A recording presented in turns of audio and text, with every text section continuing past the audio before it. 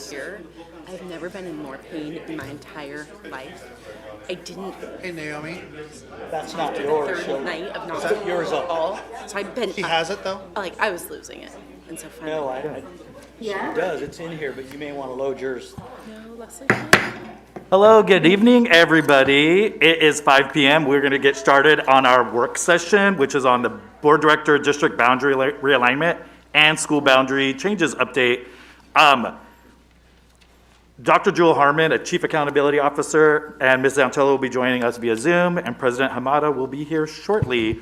I'm going to turn it over to Superintendent Vela, who is going to do introductions, what we're going to talk about today. Thank you, Vice President Benno, and welcome members of the board and our audience. I want to start today with just a short presentation. This will be done by Mr. Ben Rarick, our Associate Superintendent of Finance, and it'll be around the boundary update for district boundaries. So, Mr. Rarick. Good evening, board members. So I've promised that I will be under 10 minutes, so I'm going to be going very quickly here, but seriously, I'll be available for all the questions that you have about this, and that's important because based on what I'm about to tell you, as many questions as you have, I'll stay as late as you need to get those answered. Okay, so originally you had up for adoption this evening some revised, what we're calling district board member voting boundaries lines, okay? You had a public hearing on June 22nd that included some pictures of maps in the PowerPoint slide.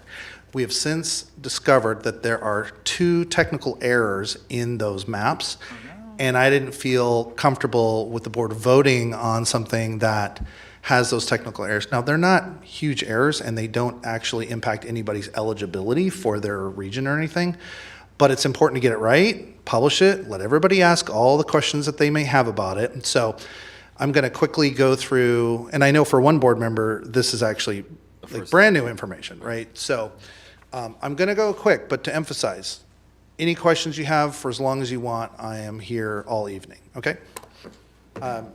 So just, I know for at least one board member, this is new. So there are 4 slides in here that kind of establish the statutory basis for what we're doing here. And basically, the shorthand is every time that there's a census, districts have to redraw boundaries. Because you think about it, you know, you have major growth in one region, not in another, and you kind of need to recalibrate the zones, right? So the first 4 sections are all about the statutes that pertain to why, how, and when you have to make these changes. The board also has 3 sets of policies and procedures that are basically mirror images of what is required by statute and reflect a lot of the WASDA model policy in that environment, okay? I know most of you know this, but just for recap, there is a tendency to overestimate the impact of these boundaries. Some people think it has something to do with where your kids go to school. It does not. Some people think it has something to do with who votes for you as board members. It does not. The only thing that it does is, and this is kind of rooted in history, it prevents school districts from having like 5 board members who are all from the same neighborhood in a very large geographic district, right? So by setting up these boundaries, it ensures geographic representation across a district, while everybody still votes for every board member, right? You tend to have this relationship. You think you have certain schools in your region, certain voters, but really, everybody votes for you. You represent all schools, okay? So the process is that we work with Sammamish Data Systems to establish what we call a ideal population based on the new census. And then you look at each region and you see the deviation from that ideal population. And then the expert kind of works with the GIS mapping and goes, okay, well, if we move this little sliver and that little sliver, and you try to calibrate it, right? So the third column from the right shows that the sort of result was that no district is further than 100 eligible voters from the ideal, which is really good. Now, you can imagine some communities have a really hard time figuring this out. Ours happened to work out pretty well. The timeline hasn't changed. Basically, we have to do this by November 15th, so pushing this one board meeting is not alarming from a timeline standpoint. Okay, so there's 3 maps. Here's what happened. If you go back to your original presentation, you'll see that the proposed map looks like the current map. Mm-hmm. the current map looks like the proposed map. So they just were, transposed. And the effect of that is that then on the third map, where you're looking at the actual tracts of land that would change, those are just mirrored. There's literally a mirroring of them. So if you spent any time at all on this presentation, it's on this slide to make sure that you're comfortable with the representation of what land would become part of what district. Again, it doesn't impact any board member's residency. It doesn't impact who can run, when they can run, or whatever. But there are, in the previous presentation, when it's mirror imaged like that, you might have been left with the impression that one district is gaining a little slice when actually they're giving it because of the transposing of those two visuals. So this now will be posted on the website. This now will be transparent for the community to look at and have comment about, and then you will have your public hearing not this evening, but on October 12th.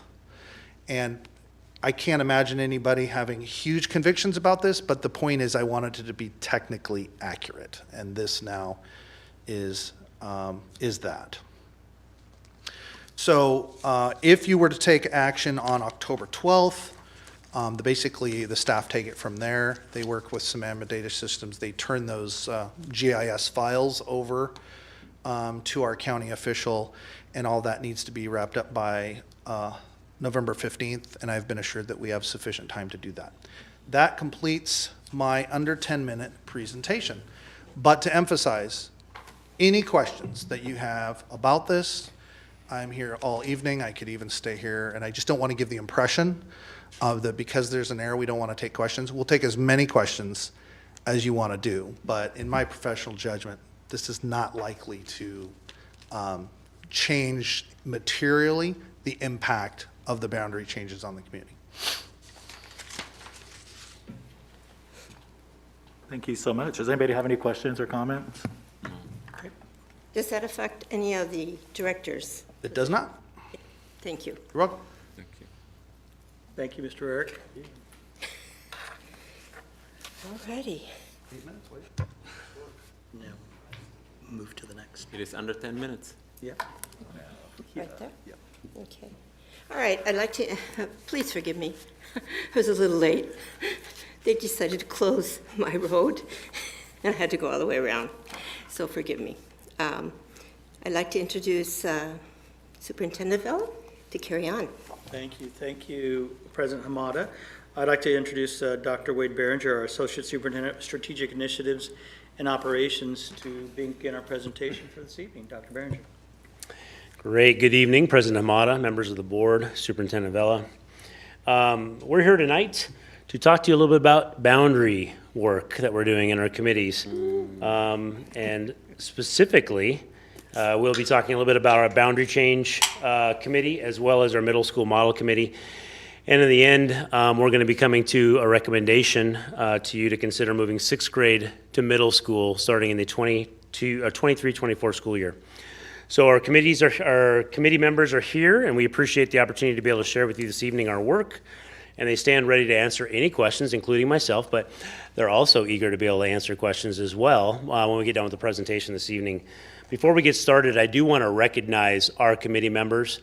We've been working since March, so long time, and then since August, we've been meeting 2 hours a week, every week, plus behind the scenes work, email work, and a lot of commitment to this. So when I call your name, if you can just raise your hand just to show the board that you're here and who you are. Kasha Jordan, Kirsten Duckett, Wayne Jensen, Lori Stevens, Thomas Grissom, Dave Buzzard, Ashley Berklid, Justin Dennison, John Robinson, Rosa Villarreal, and Patty Drobny. Now we have about 15 to 20 other members that weren't able to be here this evening, but they are here to support, one, the presentation, and two, to be able to answer questions and give you their perspective on our work that we've been doing. So, oops, we don't want that. Oh, yes. I'd also like to introduce our amazing boundary planning specialist, Ella Hilliard. who's been working very hard to make our requests and suggestions of our committee a reality through our software. So thank you, Ella. Good catch, Dave. Little background on how we got here. So timeline. For those of you that have been in the district or not in the district, this is just a quick refresher. I'm not going to read all the slides, but about 25 months ago, the outside consulting group MGT was awarded a boundary contract to work for the district. In February of 21, the board at that time approved moving forward with the boundary changes that allowed us to open our new and beautiful River Ridge Elementary School on the West Hill. And then last fall, as I stated, we began strategizing and the remaining boundary work that needed to be completed moving forward. And we reached out to our stakeholders starting in December and January and began our committee work in March. So as we started our committee work in the Boundary Change Review Committee, we started with our natural leaders training. This was it gave us the opportunity to ensure that we recognize that staff, parents, community members all come into committee work with their own perspectives, experiences, and stories. So this training focused on honoring individual stories, expertise, and their own wisdom, and allowed us to be able to build trust, open lines of communication with one another, and realize that we're here to recognize that we're here to support our kids in this challenging work, which again, a committee of 40, we started at 40, we're about 25 strong right now. That's a really tall order to be able to carry the district on your shoulders when it comes to bringing recommendations to the board in the future around boundaries. We reviewed the MGT report through the lens of all the previous suggestions and recommendations. We came into that space with the idea that everything is on the table. You don't have to come away and say that we're moving forward with any recommendations that MGT brought to us back in 2021, that everything was open for discussion and open to move forward differently. So we reviewed the recommendations and their current validity. Just as a reminder, those recommendations at the time, adjust the boundaries in the valley for our new River Ridge Elementary School, which we did that. That was the approved. During the 22-23 school year, the district needs to examine our educational programming equity and alignment in the continuum of services throughout the district. That is a focus of our work right now. Move sixth graders to middle school. That's something we're going to be talking about this evening. Align our school feeder patterns, elementary, middle school, high school. And then adjust boundaries to help balance enrollment. So those were the areas that MGT came away with and presented to the board in 2021. We hired Ella to be able to manage our software, to be able to manipulate scenarios and work with our committee to see what works and what makes sense to support all of our kids in our community. And so we've been, since mid-August, working through various boundary scenarios based on our priorities. So you might ask, what were our priorities? Well, our committee, knowing that everything was on the table from MGT, decided to kind of work through what we felt was important to us. We did a couple exercises together as a committee, and our focus was moving sixth grade to middle school first. We knew that we needed to move sixth grade to middle school first before we could do any other work. If not, we couldn't do the other work. And so we made the decision within our committee to recommend to the board to move sixth graders to middle school beginning the 23-24 school year, because everything else was predicated on that particular move. So once we established that in May, we were able to start moving on other things. We also needed to set our walking boundaries. So that's, as you probably know, elementary, middle school, and high school have a certain distance that students can walk safely to and from school. So we had to set those for our schools. So we knew what we were working on as far as increased or decreased busing routes if we were adjusting walking boundaries. So we did that. Then it was really clear through our conversations in our committee work that our passion and our driver was really about decreasing the enrollment on our high impact schools. Those schools that are in the Valley and the East Hill that see a very high densely populated school population, they also serve our highest impact students. They live in those areas and they serve in those areas where our population are constantly growing. We have multiple multifamily housing units being built all the time in our Valley and East Hills.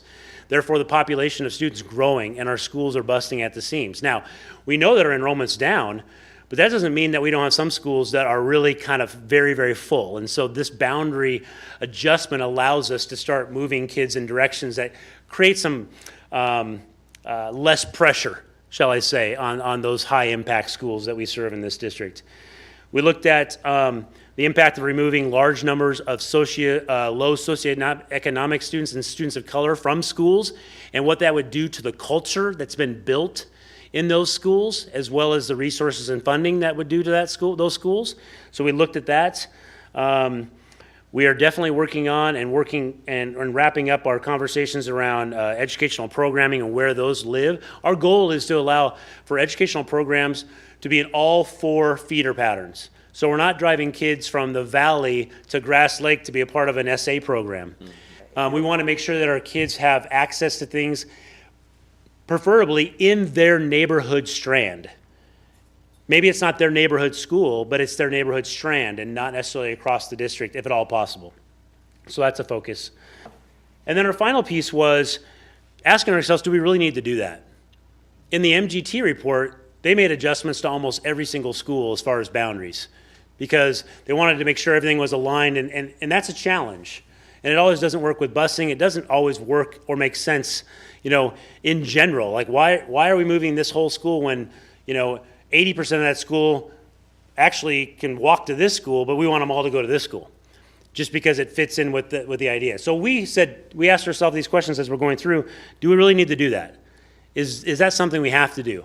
We know our family and our community has been impacted by lots of things over the last few years, pandemic, the boundary changes that might have been that people are like, oh my gosh, as well as now opening up the school year with the strike. We're in a position where we're trying to make sure that we're not having a huge impact, if we don't need to, on our entire community. Okay, 6th grade is middle school. So I'm going to turn it over to Randy and his team, and he's going to talk to you a little bit about the work that they're doing in the middle school committee. Thank you, President Hamada, members of the board, Superintendent Vela.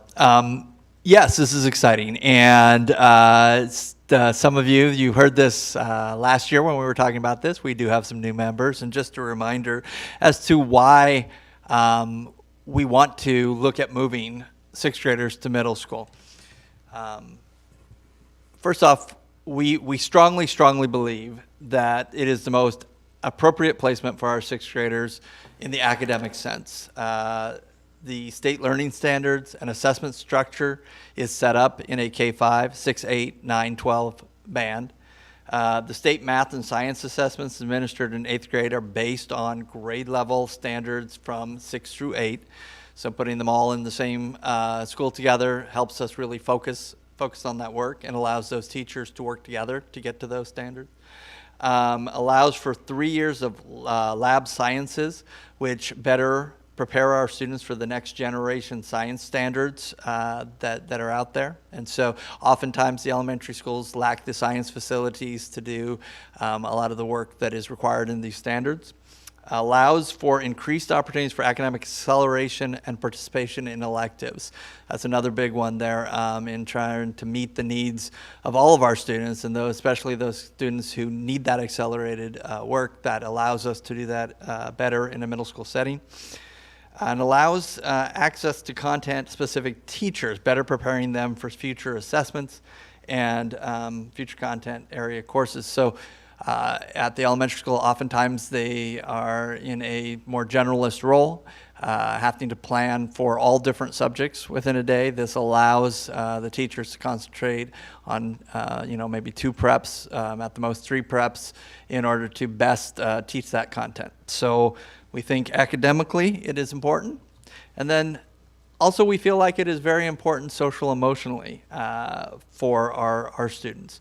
Developmental stage of 6th graders more closely align with other students in early adolescence, the 11-year-old to the 14-year-old.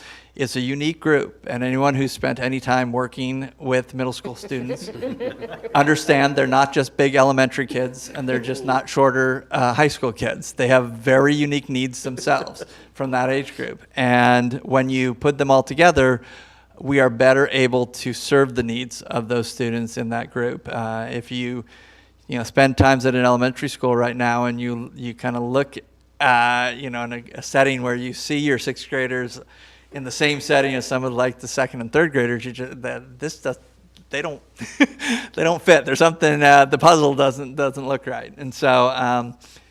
Building strong relationships is also really, really crucial during this age period. It's crucial in every age period, but it's especially crucial in middle school. And the current structure of 2 years of middle school just does not allow that to happen. They're transitioning in and they're transitioning out, and there's not that stability of a 3-year program to really welcome them in, give them a year of stability, and then start getting them ready for their next journey. And then building that school climate is built on strong expectations, student leadership development, and strong transition takes those 3 years. We see some incredible things that our 8th grade students generally can do in a leadership capacity when they are there to help welcome in the 6th graders, mentor them all the way through 6th and 7th. It's when it's done right, it looks great. And aligns to the neighboring districts around us. So when they make transitions from district to district, as we know, happens in this area quite frequently, you don't have a situation where you had a student that was in middle school in a neighboring district, and then halfway through the year, they come back and then they find out they have to go to an elementary school. And for some of these kids, that's quite devastating, actually. They are like really upset about it. So that's another reason we would like to look at this. And so simultaneously, while the boundary committee was looking at the overall picture of boundaries and what we should do there, in anticipation for this move of moving 6th graders to middle school, we knew we couldn't wait until this fall to make start really talking about the different possibilities. And so we formed a group that really looked at designing what that middle school would look like, because not only would we be opening up a brand new middle school, or reopening a school that used to function as a middle school and would again, we'd also be adding 6th graders to all of our middle schools. And so what does that mean? Whenever you make a change to a structure, it's a great time to relook at how we're doing the work and making tweaks to that work and creating a new system. And not because anything was broken in the system before, but this is an opportunity. Let's use it. And so we quickly found out it was a really big job. And since we had a large committee that was made up of community members and district and school staff, we decided let's break up into some smaller groups to really dive into this work and then come together at different times and report back to each other and get feedback. So we got 3 people that were actually 4 people that were nice enough to volunteer to be subcommittee chair people. Brian Smith is one of them. And the other 3, none of them were able to make it tonight, but for our academic one, we have Marcy Burrell and Dr. White. And then taking on the academic committee, and then Ann Drummond has been taking on our transitions and supports along with their committee. So, and in the academics, we're really looking at all things, like examining flexible scheduling. Doesn't necessarily have to look at having a 6-period day. Are there other schedules that might be better suited for this? What are the different teaming models that might be out there that we could utilize? Acceleration and academic supports. What do we need to do in terms of those things? These are the things that we've been wrestling with and looking at the different possibilities. And then on the athletics and activity realm, we're really looking at what would athletics look like in a 6-8 structure, and then coming up with a number of different options that we could have.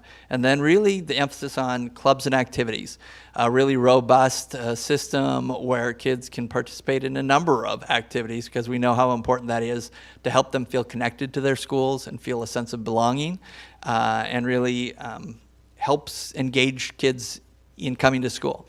A lot of that work is. And then of course, we really need to be intentional about the transitions and supports.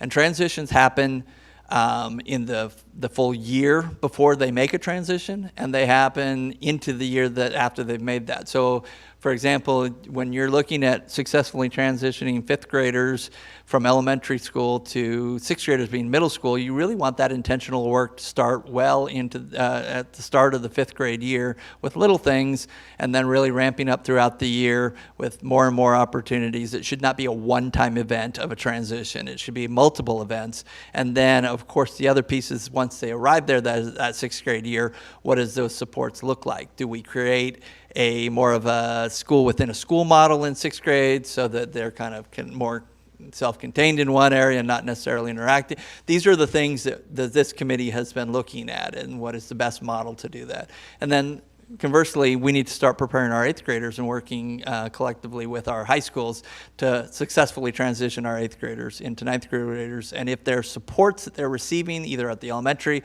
or at the middle school, we want to make sure those supports are following them to the next level, and creating opportunities where there's intentional conversations between the staff at the elementary and the middle school to make sure those supports follow the students so they can be successful. And so that is where we are. And so if we get the go-ahead to move with this, then we embark on a much more like, okay, now we've got these theoretical pieces and all these different things we could do. Now we come together and we really make some strong decisions about where we go and what we do next. Thank you, Randy. Just really quickly before I get back into the presentation, we've got two other committee members that have since joined us, and I would like to introduce them as well. Manuel Cadenas and Seyoung Choi.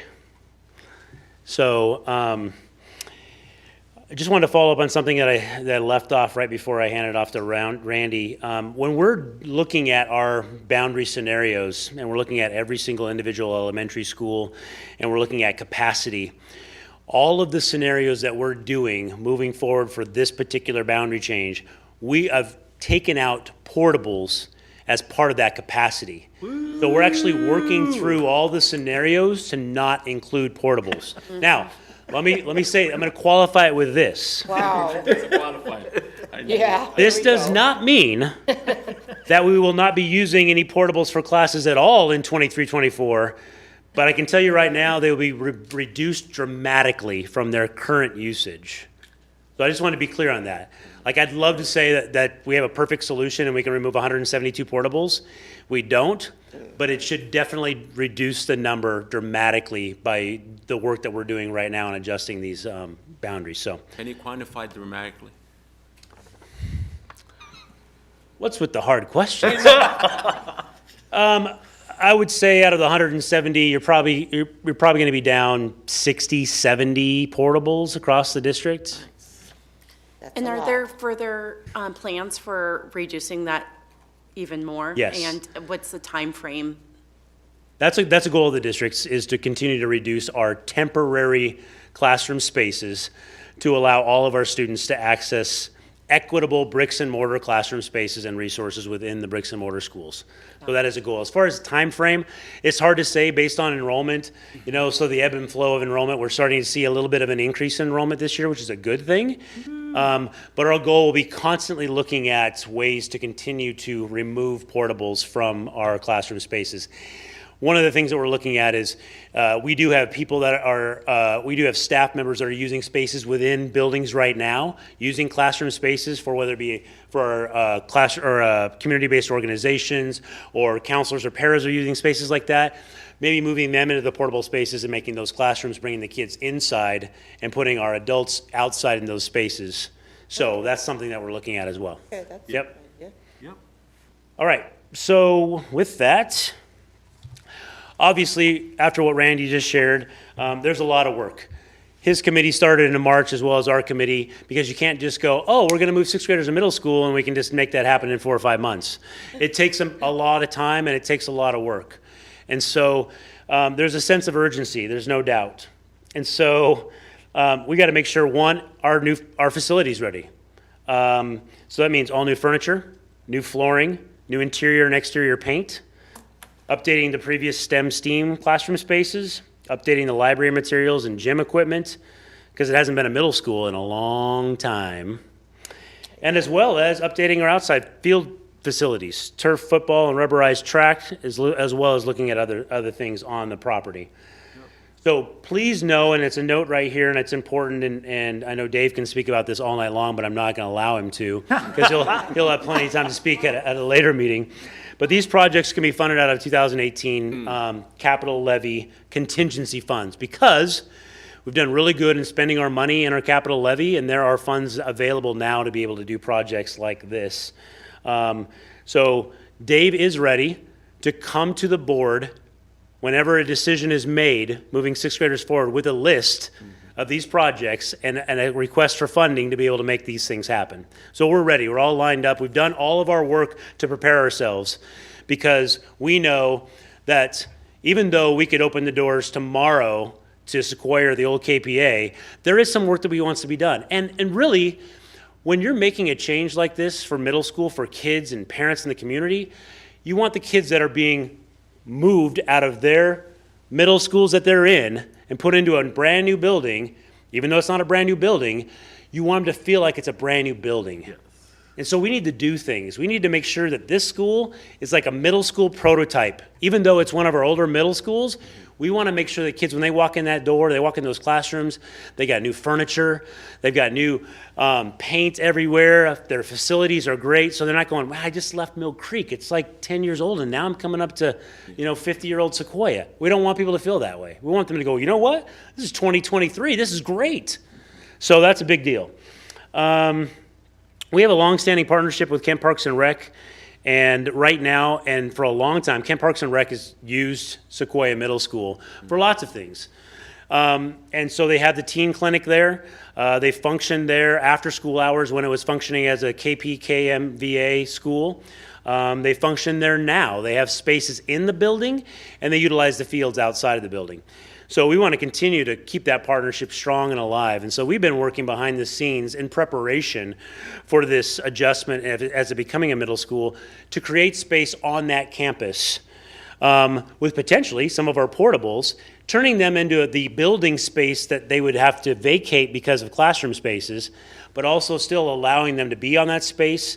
They're right there on Kent Kangley, so buses can drop kids off, pick them up there. It's a great spot for them because that's where they're at, as well as utilize our field spaces. And then after hours, they can still access the inside of the building, but just not during the school day. So they need a place to be able to continue to house the teen clinic. That's important. The teen center, sorry about that. Just so you know, the current site, Old Sequoia, has been walked extensively by stakeholders from our facilities team, strategic initiatives and operations, athletics, outside architects, consultants, and furniture vendors. Like, we've been working on this stuff because we know that when the decision is made, we've got to put everything into action. And we want to do that out of respect, not only for the board, but for our community and our kids that are going to be impacted by this. And in fact, this building will be part of the school board tour next Friday. So we'll be able to walk and talk about things. Let's see here. All right, the other pieces that come with opening a new school is everything else. The hiring of staff. So we've got to start with a planning principal. And we can't hire a planning principal next spring and then say, hey, you gotta be ready to open a building when we've been working on this entire time. So we as a district need to be ready to go out for a search for a planning principal in the coming months. So in the next few months, after a board makes a decision, whatever that decision, if it's a favorable decision, then we have to go out, obviously. And then they will hire their core team that will help support the opening of the school, which again, that will help them transition through the end of the winter into the spring. And of course, we will follow the same process we did with opening the new virtual academy. We hired a planning principal. We hired core staff. They worked together with our team to be able to make sure that they were all ready for what we needed to do to open that building. And those people will also be working with Randy's middle school model committee and the work that they're doing around flexible scheduling, what does middle school look like, the transition, all those pieces. So everything will fall into place very shortly. We also need to be clear with our KA partners. I know this has come up. People have asked this question. People have this perception that, well, what if all the sixth grade teachers don't want to be sixth grade middle school teachers? Well, that's not really how it works. What happens is we have sixth grade middle school positions, and we would have them in all of our buildings. They'd all be content specific, because that's what middle school is. And then all teachers who have the appropriate credentials would be able to internally apply for those opportunities. And we'd go through that process. We'd work with our labor partners in KEA to make sure everyone understands, and they have ample time to be able to figure out if that's right for them. Because for teachers at the elementary school level, a transition to middle school is different. It's right now, not that it will be, 6 55-minute periods, teaching 1 or 2, 3 preps, and it's quick turnaround. It's a different type of teaching than teaching 8 preps at the elementary and then some. And so we want to make sure that people don't feel like they're being forced into a position. They're actually applying for something that they understand and appreciate. Then our data team needs to be able to make decisions around in the fall, this fall, for next year. Because we've got registration that comes up in February. So our middle schoolers and our high schoolers are registering for classes. We've got staffing that comes in at end of March, early April. Hiring. We've got a lot of things that take place where we've got to have everything kind of ready to go. And that's why we're bringing this to you early. And we're bringing this to you as a one agenda item. And tonight's just a work session. But on October 12th, you will see the resolution recommending that we move 6th grades to middle school. And at that point, that decision, if it's favorable, we'll be able to move forward with everything that we've shared with you tonight and continue to work hard to be ready to open in 23-24.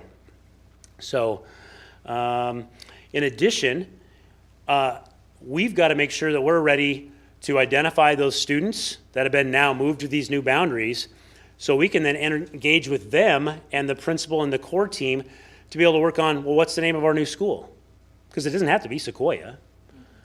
What are the colors of the school? What's the mascot of the school? And then that has a ripple effect on everything else. Logos, painting things in the building, uniforms, all those things so when the opening of the school year starts, we're all ready to go and like, hey, sorry, we're white t-shirts today because we haven't figured out our name yet because we're not doing that until October. And so that's why it's important that we move as quickly as we can for these pieces. And then the last piece is just the next steps. I've shared a little bit of this already. October 12th. That's 2 weeks from tonight. We will come with a very short, truncated presentation from what we've given you tonight, recommending that 6th graders be moved forward to middle school beginning in the 23-24 school year. Then we will come right back to you, committee members and myself, on October 19th in a board work session to go over all district boundary changes, share that with you, and then that will give you, I think, 2.5 to 3 weeks before November 9th to kind of digest those pieces and work with Israel and myself through 2x2s and things like that to be able to have conversations and answer any questions you might have before the November 9th board meeting, when we'll bring the resolution to you to vote to be able to approve or adjust or tweak whatever those boundary changes are that we are going to bring to you at that time. So our outreach and communication committee is ready to go. They've been working on what does that communication look like to our families that are impacted by the changes, the district as a whole, creating safe spaces for families that are impacted by the changes so we can kind of work through what does that mean, what does that look like, what does that feel like, and making sure that they are ready to be able to receive those changes. And then, of course, Randy's team will continue to work through all of the amazing work they've done to kind of finalize what are those pieces that they want, not only this new middle school, but all middle schools to look like in KSD moving forward. So, any questions? I've got a lot of committee members out here that would be more than willing to come to the podium and speak as well. And if you want to hear from someone other than me about whether or not, what the committee works like and sounds like and what we're doing, feel free to ask. And I would imagine anyone would be willing to come up and speak. But I'm here to answer any questions you have. And so is Randy, if you have any questions. Well, first of all, Dr. Behringer, I'm pretty darn amazed. The money is there. It usually never is there for all this.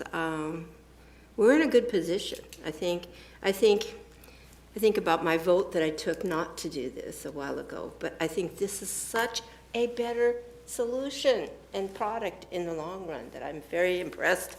And I want to thank every one of you in the audience that served on this committee, because it's extremely important to have input from you guys and for you to be recognized, because not everybody has the time, or you know, even though they may want to, they just can't fit it in. But thank you to each and every one of you for the time you've spent, and I guess some more time you're going to spend too. So all of us are greatly appreciative of that, but I'm pretty darn amazed. And you know, I've lived and worked in Sequoia Middle School, Phoenix Academy, with a nonprofit for 7 years, so I'm familiar with the building. And yes, it needs some upgrades, and the water was terrible in there. I don't know. I hope you take care of that, because I wouldn't drink it. I wouldn't let my kids drink it.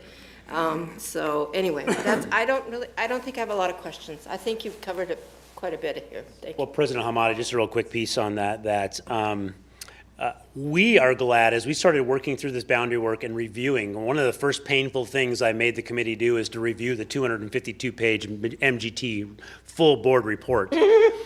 And when we engaged in conversation and found out some things that we didn't know for those, and I was working with that as we went through that process the first time, I'm glad that we didn't move forward with all those pieces, because there were missing pieces. Absolutely. And you know, and at the time, I might not have thought that was the right thing to do. Thank you. But having been in this situation with this team and working through things and having conversations with people that are, you know, intently involved in this work, really, really important that we're able to work on this.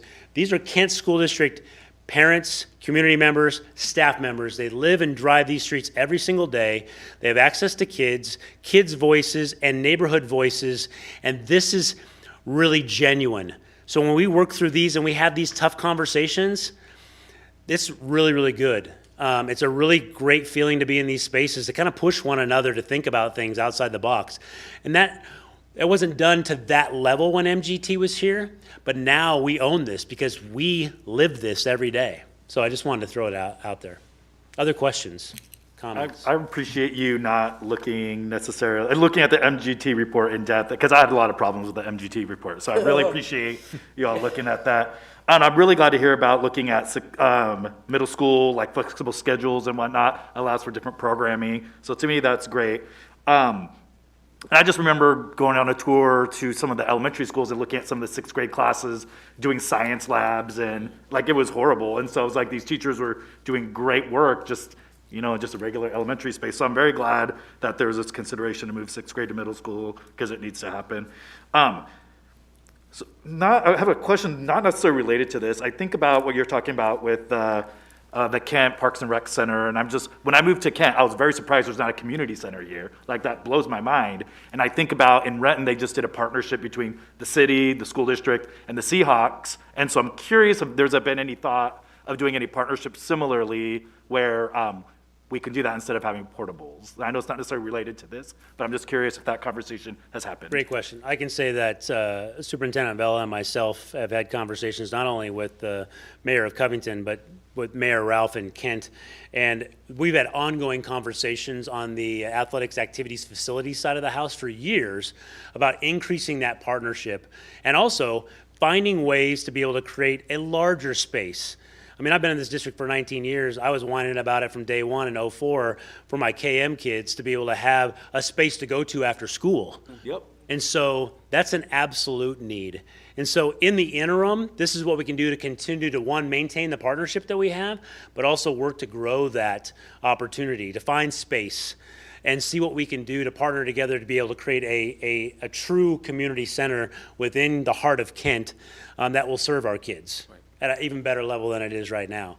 And just to your point about 6th grade moving up, whether you know this or not, we have probably around a dozen, just shy of half of our elementary schools that they're either 6th grade or 5th and 6th grade use the middle school teaching model, where kids rotate to their content-specific teachers, just like they do at the middle school level. So it's already been a practice because they know that is the best thing for our kids to prepare them for 7th and 8th grade in high school. So it's already happening. It's just not happening in all schools. So this is a great opportunity. Thank Other you. questions? Thank you for the presentation, and I really thank you for the board that this is very important work, and it is work that is very sensitive. And as I was, I mean, when the district hired MGT, I wasn't on this board. And as a community member, I can tell you, the community was not happy. Why do we have to hire an outside company when we have these people right here who could do the work? This was for us was something that we didn't know. So that's past, it's gone. And I'm glad you're not using the models they have created for us. What I really want to ask, and this is something I've wanted to know, is this is a sensitive issue we need to handle with care. Our communication cannot be more important than anything. How do we communicate, especially immigrant families? The language barrier, even if we have to over-communicate, we have to over-communicate. Because you don't want 23, 24 school years starting, and the family did not understand what was sent to them, and their child is going to a different school. So that's the one I want to say. In terms of the social emotional that Randy has talked about, are we really taking extra steps to make sure that we are not preparing, elementary schools, because they're losing students, and that is an empty building that also has an impact on the school itself, and also preparing the middle schools, not only the principals, but also the teachers and the students, so that we can make sure this is a transition. And are we prepared to make sure that in case something arises, that we have the support system? So that's one of the things I wanted to ask also. I've got so much to say, and I don't want to take much time. If I can get someone, I have a lot of questions. Well, you can reach out to me anytime you want. You just send me a grocery list of questions and I'll get you all the answers you want. Just real quick answers. I know that the Middle School Model Committee is looking at the transition on both sides of middle school. They're looking at the impact, not only transitioning students out from fifth grade, the current fifth graders, going into sixth graders. So they're looking at what does that take and what are they going to do for that, but also the impact it leaves on the elementary school, as well as the transition of eighth grade to ninth grade. So they're working with the high schools, the middle schools, and the elementary schools. It's a full K-12. They're looking at all that stuff. And social emotional piece, and I'm not on his committee, but I've talked to Randy enough, and I know that is of the utmost focus for this transition at all three of those grade level bands. So, and I know he can probably speak more to that. If you want to send an email to Randy as well, we can answer that. Yep. I also want to just, again, say thank you so much for the committee that serves on this. I had the opportunity to sit a little bit at the beginning of the meetings, and it was a huge commitment, and so thank you all for giving your nights and your families for letting you have that time to do that. I just want to say I have a sixth grader this year, and I guess I understand why the delay. I only wish that he would have had the opportunity to move up to middle school because they're so ready. They're so ready. And it's interesting that you had mentioned social emotional today, asking my kid how school was, and he specifically talked about SEL and the curriculum change that happens at sixth grade, talking about how curriculum really is based at those different strands and how he likes it even more this year because it's really meant for middle schoolers. And he feels like he should be in middle school and that it's more appropriate for the age that they're at and where they're feeling and the things that are going on. So I like to see that also the geography of where they're going to be is going to fit that too. So excited to see that. I am interested, fully supportive, but interested in wanting to hear about, next year we would have 2 brand new grade levels, the new 5th, the new 6th, and the oldest, the 8th graders, are students that had just come out of the COVID years. and some of them may be coming back from online learning or homeschool or whatever that looks like, or just some really hard years. And so what does that look like for preparing the teachers and the administration for 3 levels of some very diverse needs that are happening? And so I just think that that's, I have no doubt that we can figure it out. I'm just interested in hearing what the plans are for doing that. And then also interested in hearing about, I saw sports on there, and what that looks like. I know particularly we play in the middle school, Tahoma, that already has their 6th graders up, the willingness to add in 6th grade into the sports program, and have we already started those conversations with Tahoma? And I don't know what all the rules are around that, but we have some kids that would love to be able to see sports come a little earlier.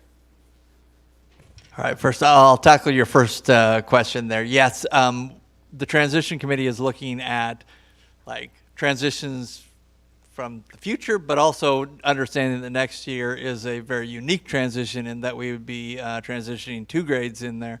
And I think there is a really great opportunity if we get this go ahead, early enough that we can do this. We can start really working with our 7th graders who will be 8th graders next year in our middle schools, and really selling this idea that they are going to be an integral part of transitioning these 2 new grades in, and really give them some ownership and some voice in how that might happen.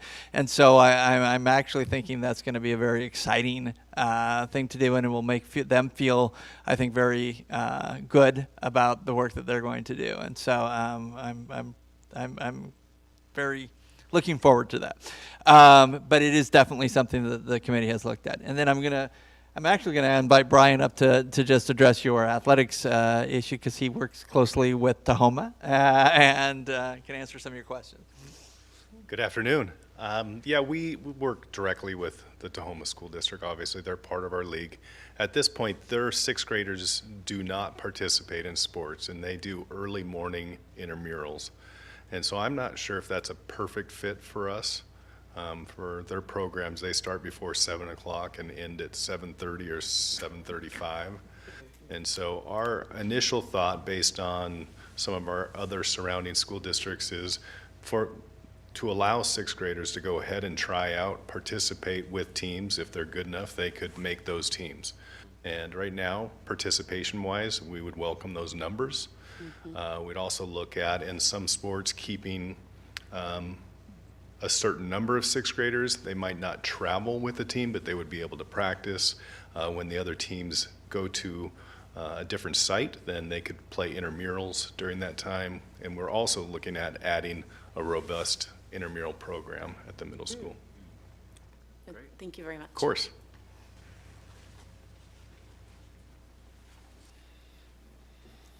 So, All right, Director Clark, I'm ready. You got 8 first of all, minutes. I do want to thank the committee. That's a lot of time, and it's really important, and we really appreciate what you've undertaken. It does make a difference. I have a couple of concerns. The one is the activities and athletics in the middle school program. And within the activities, all right, so what happened to elementary robotics and any extensions from that?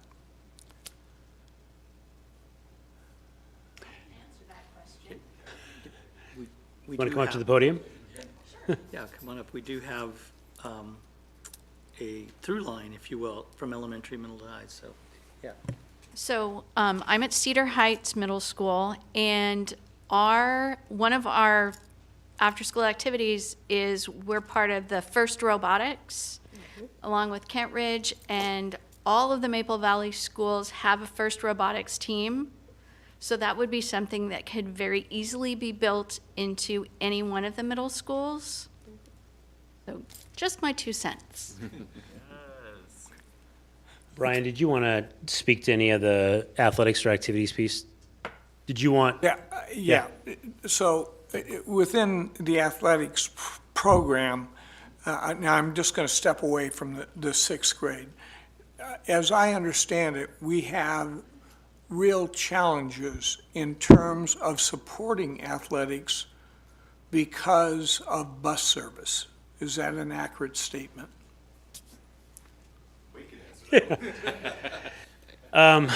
Yes, that is a challenge.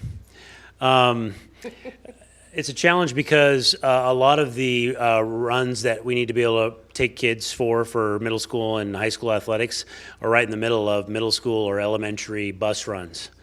And we are unfortunately not flush with, dozens of extra drivers to pick up those buses that maybe are off their routes at that time to be able to go pick up our kids and take them to away games. Now, it doesn't mean that we don't do that. Justin and his team work very, very closely with the schools to make sure that they can take everyone they possibly could fit in that they have an extra driver for and a bus for that's not impacted by the middle school or elementary runs. Now, there definitely are times that we're not able to do that. Then we have to rely on a charter bus service, and there are times that the charter bus service is full, and we have to unfortunately let families know that need to be able to transport their students to those away games. All right, then, looking at it in a much more fundamental snapshot, I mean, the intent of that middle school program is preparation for high school, but the cold reality is there are academic demands that have to be met. And the question becomes the support mechanism to allow kids who need after-school time. So now you're talking about like activity buses, having access to activity buses. So kids who are engaged in after-school extracurricular activities or curricular activities, study halls, things like that, have access to be able to get home. Now, that's a conversation Justin and I have had several times, and it also goes to funding. Right now, it usually relies on the school, if they have funds, to be able to pay for an activity bus. An activity bus, if you wanted to have a consistent activity bus, let's say a couple times a week to run throughout a school year, that's tens of thousands of dollars. That elementary schools, their building budgets are anywhere from $30,000 to $70,000. That's not something that they're putting out there as a priority. And there's not very many schools in this entire district that have funds that they're using for activity buses. Now, do we recognize that that's a need? Absolutely. Is that a bigger conversation we should have? Absolutely. In fact, I had it on my agenda with Ben this week to talk about activity buses, because when we start making these adjustments to boundaries and we think about wanting to take care of all of our kids in our community, we want them to have access. We need to talk about what that costs and how we could do something like that. So that's a whole nother conversation. But it does not fall, we're not ignoring that. We recognize that that's a need. Well, I'm trying to express to the superintendent, in our reaching for goals of equity, I consider that a top priority, because we've got to give kids a chance. I appreciate you saying that. I was just going to add to that, that was one of the priorities of. Lori, do you want to come up to the mic? Yeah, I know. Lori Stevens. So that was one of the reasons why we were looking at walking boundaries for all of the boundaries for elementary schools and middle schools, was because if we could get kids to actually be present on site, then they could walk home, and so they wouldn't be missing out on activities and wouldn't rely on the activity bus. So that was the priority for that. I just want to follow up that question, excuse me, but did you find that that is possible with all these schools? I mean, is it? I got that. Obviously, every single school can't have a walking boundary that encompasses their entire boundary. So we do happen to have a couple schools that, with the new model, will be walking schools.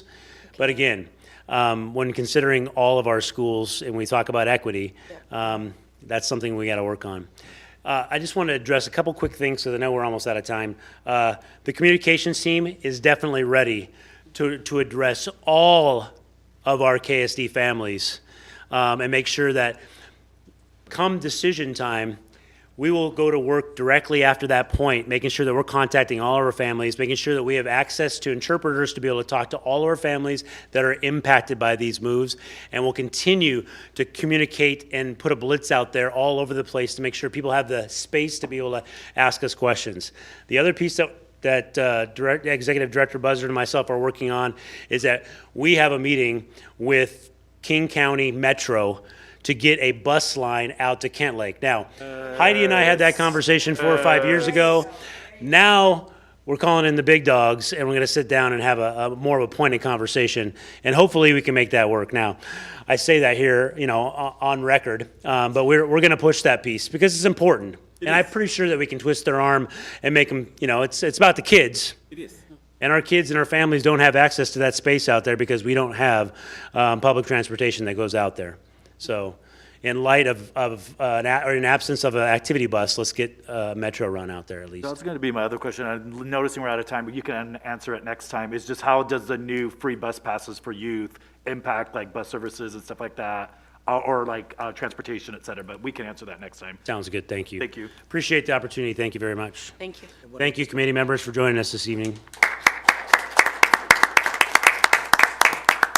I just take personal privilege, President Mata, to personally thank our committee members that are here tonight, as well as those that weren't able to be here. As you heard tonight, our team put together committees that had tremendous input from all different areas, and we're not done yet. And yes, Director Clark, that's a priority, and it's priority around the utilization of our current facilities that include those areas of activities that are outside. And so our team is prepared to come to the board to continue to have the conversations of how we can continue to meet the needs of our kids moving forward. So thank you to our committee members, and thank you, President Mata.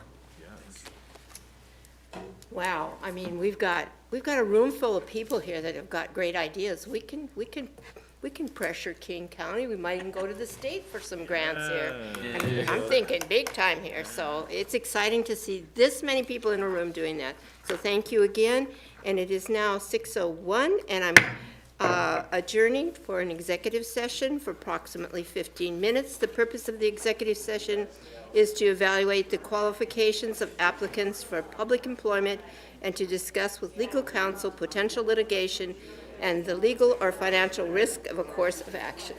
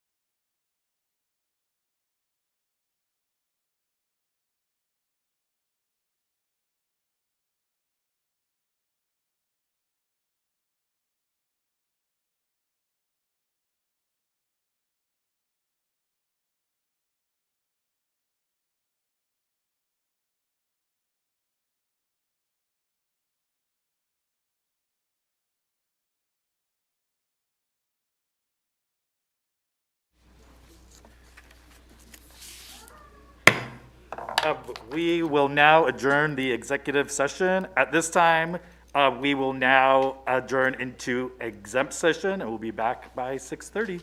Thank you very much.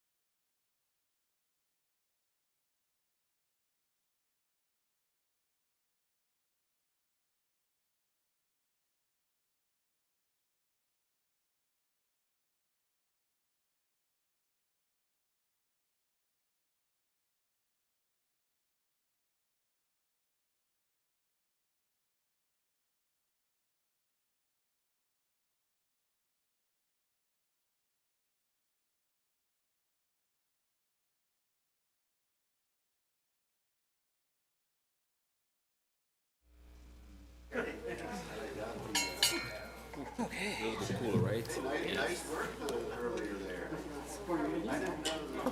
thank you. Okay, thank you so Pam. much. Thank you.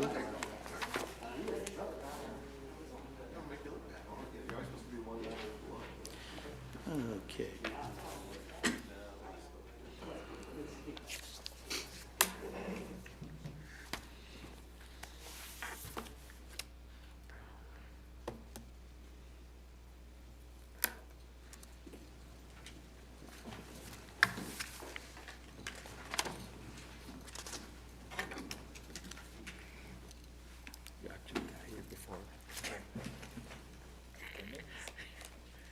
It just, Is Tim coming?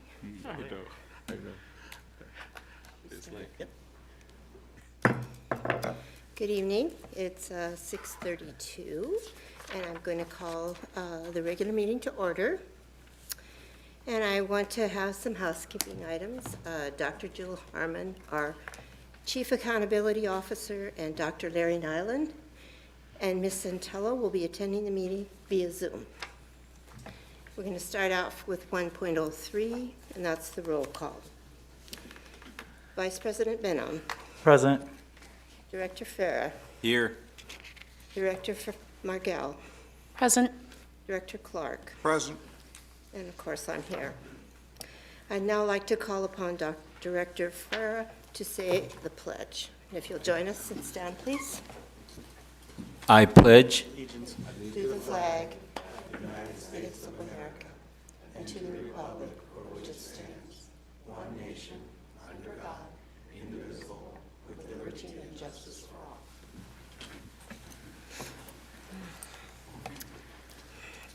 Well, again, welcome. We welcome the public's participation in the board meeting and thank those of you who have come to the meeting and those who are viewing on live stream. The purpose of the board meeting is for the board to conduct its business in public. During the meeting, the board will listen to but not respond to comments from visitors.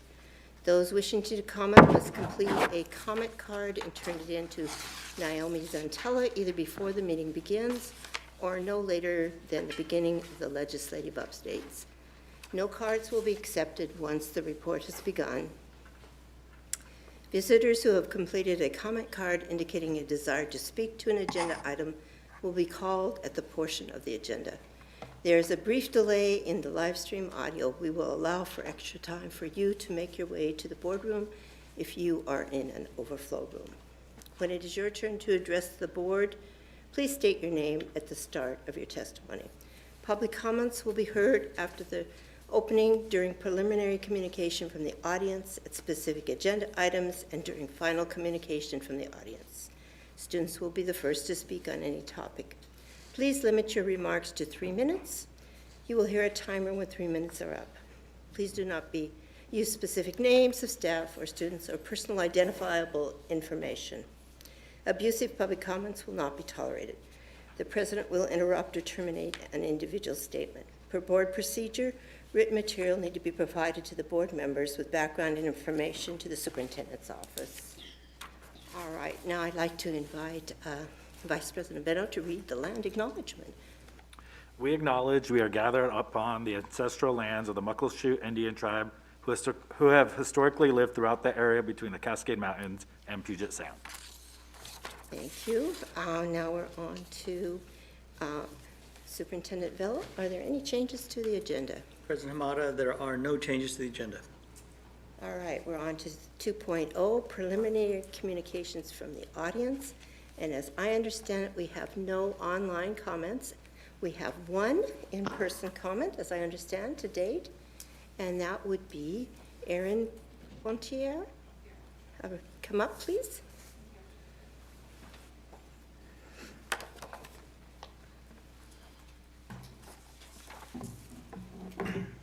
Hello. My name is Erin Pothier, and I am a member of the Learning Improvement Team at Grass Lake Elementary. I am also an involved parent that consistently volunteers in the classroom. What I saw this week in the classroom was unacceptable and needs to be brought to your attention. Due to our school not receiving fourth grade math books, students had to copy math lessons by hand from the Elmo projection of the teacher manual, which was extremely slow and tedious. Some of the students struggled with this creative workaround, and it was a second-rate version of the learning materials at best. I was shocked by how much valuable class time was wasted on this cumbersome process. We cannot afford to waste more time. Our community is faced with a generation of students that are academically behind from the COVID pandemic, the fallout of a 2-week strike, and now falling even further behind due to a lack of basic classroom resources. For a district that places strong emphasis on equity, this is sadly ironic. In past circumstances, KSD has not tolerated inequities, even if it means barring other schools from progressing forward.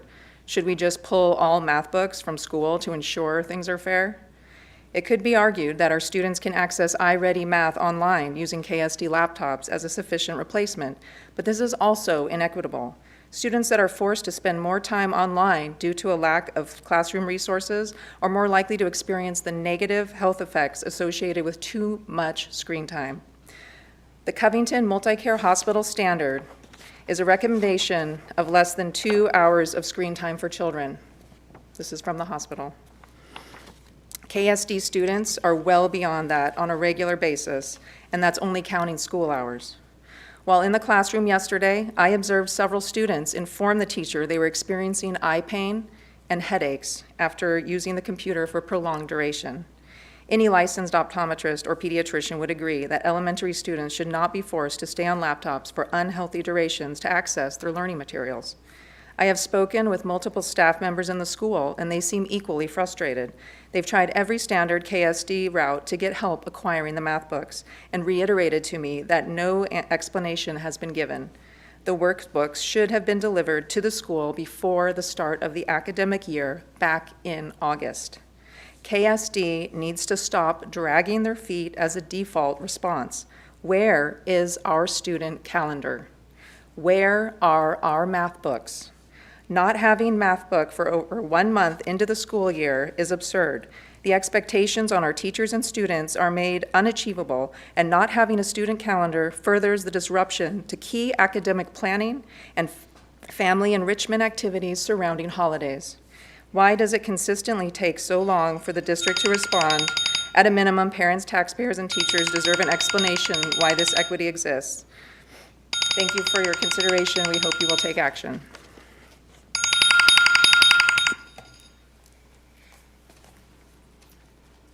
I don't believe we have any more public comments at this time. I don't see any.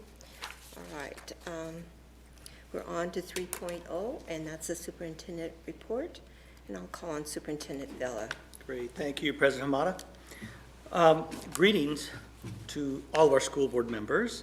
I begin this report by bringing to your attention Dr. Marissa Windmill, a multilingual learner, English language learner, teacher who received a 2022 Golden Apple Award from KCTS Channel 9. The Golden Apple Award celebrates innovative educators in Washington State for their outstanding achievements. Let's watch this short 1-minute video about Dr. Windmill's work. Join us in celebrating innovators in education with this Golden Apple moment. I would like my students to have somebody to tell them that they have assets, that they have the voice, and they have power to change the world, because I was able to do it. Like, I didn't even have resources, but I was able to navigate the world and equip myself with tools that I needed in order for me to thrive. So to me, it's like when you're educated, you can help other people. And I think it comes from recognizing what we have and then helping others. That's why when I see my students in class, I said, hey, there's a reason why you're here. You're gonna be a future leader, and I'm here to support you. I won't let you fail. So whatever you need, you let me know. Education is it's a key to whatever you wanna do in life. That's power that you can carry wherever you go. Nobody could take that away from you. This Golden Apple moment made possible by PEMCO Insurance. Thank you, Ms. Howley. We congratulate Dr. Windmill, and we are proud to call her a colleague here in the Kent School District. As we look forward to the month of October, there are quite a few celebrations to acknowledge. I'll recognize 2 of the celebrations tonight and recognize additional celebrations in upcoming reports. First is Washington State Dyslexia Awareness Month. As you may remember, one of our priority initiatives last year was implementing ESSB 6162, early screening of dyslexia. We recognize the hard work and dedication of our staff, both at the administrative and school levels, to implement this important work in supporting student success. I look forward to continuing to provide you with updates as this remains a focus for this year. Second, October is also National Principals Month. I celebrate with our Human Resources team who recruited and hired 33 administrators. 33, including principals and assistant principals. I welcome each new administrator and look forward to working with all of you. We have a great deal of work ahead of us, and I know together we can accomplish remarkable things. A shout out to our executive directors of learning improvement who support these new administrators in effectively leading our schools and teams throughout the district, while focusing on our students and keeping them at the center of our work. Another vital component to our students' success is school volunteers. A vibrant volunteer program promoting involvement of all stakeholders is crucial to our mission of successfully preparing all students for their futures. In a day and age where time is a precious commodity, we thank our volunteers for their generosity and dedication to our schools. By serving students and staff every day in the Kent School District, our volunteers truly make a difference in students' lives.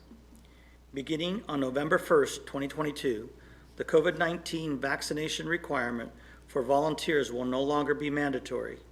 Governor Inslee is rescinding all COVID-19 emergency proclamations on October 31st, 2022, including the vaccination requirements for volunteers.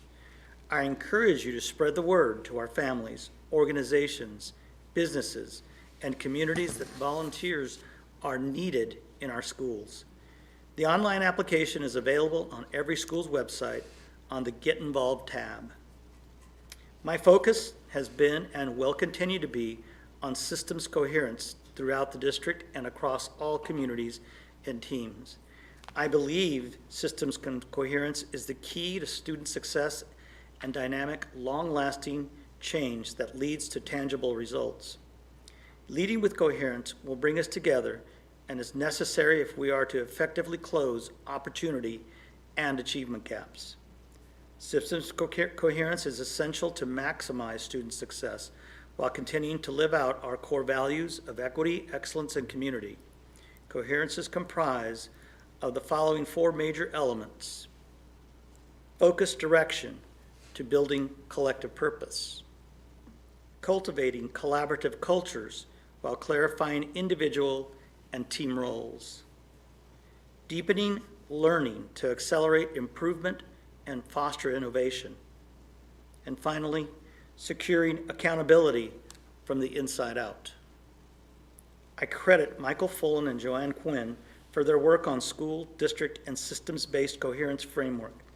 In the coming weeks, I will be focusing on systems coherence as we continue to define our goals and priority initiatives and what that looks like at the school, team, and overall community levels. More to come soon. I remain committed to continuously improving and celebrating our successes while working to address opportunities. Last Friday, Directors Farah and Margell joined me in visiting several schools. Thank you for joining me. We observed celebrations and successes that are happening every day in our classrooms. I look forward to joining our board members in future visits to schools. Finally, from the classroom to the boardroom, with a spotlight on systems coherence to achieve lasting results, I will continue serving our students, families, and community while leading with equity and empathy to improve our effectiveness in supporting all students, and I mean each and every one, on their individual journey to success. That concludes my report. Thank you, Superintendent Villa. We are now on to 4.0, and just a reminder, if anybody has a burning desire to make a public comment, this is kind of your last moment to get it in and bring it up here or bring it back there so we can hear from you while you're here. And going to go on to our legislative update, and that would be our legislative update representative, Director Farah. Thank you, President Hamada. This Friday is going to be the assembly, and we've talked about it for almost a year.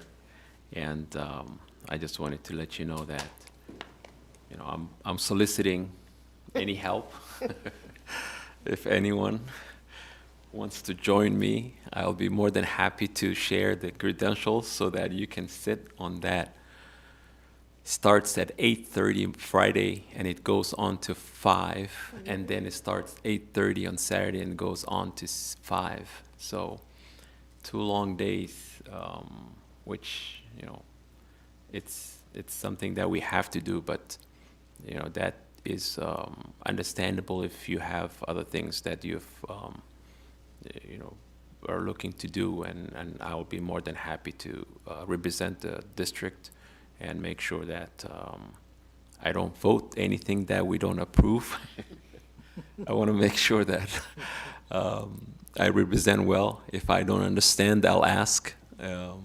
If I feel there's some information missing, I will, please be ready. I'll be either calling you or texting you. It's the thing that we do every year, and I'm looking forward to it.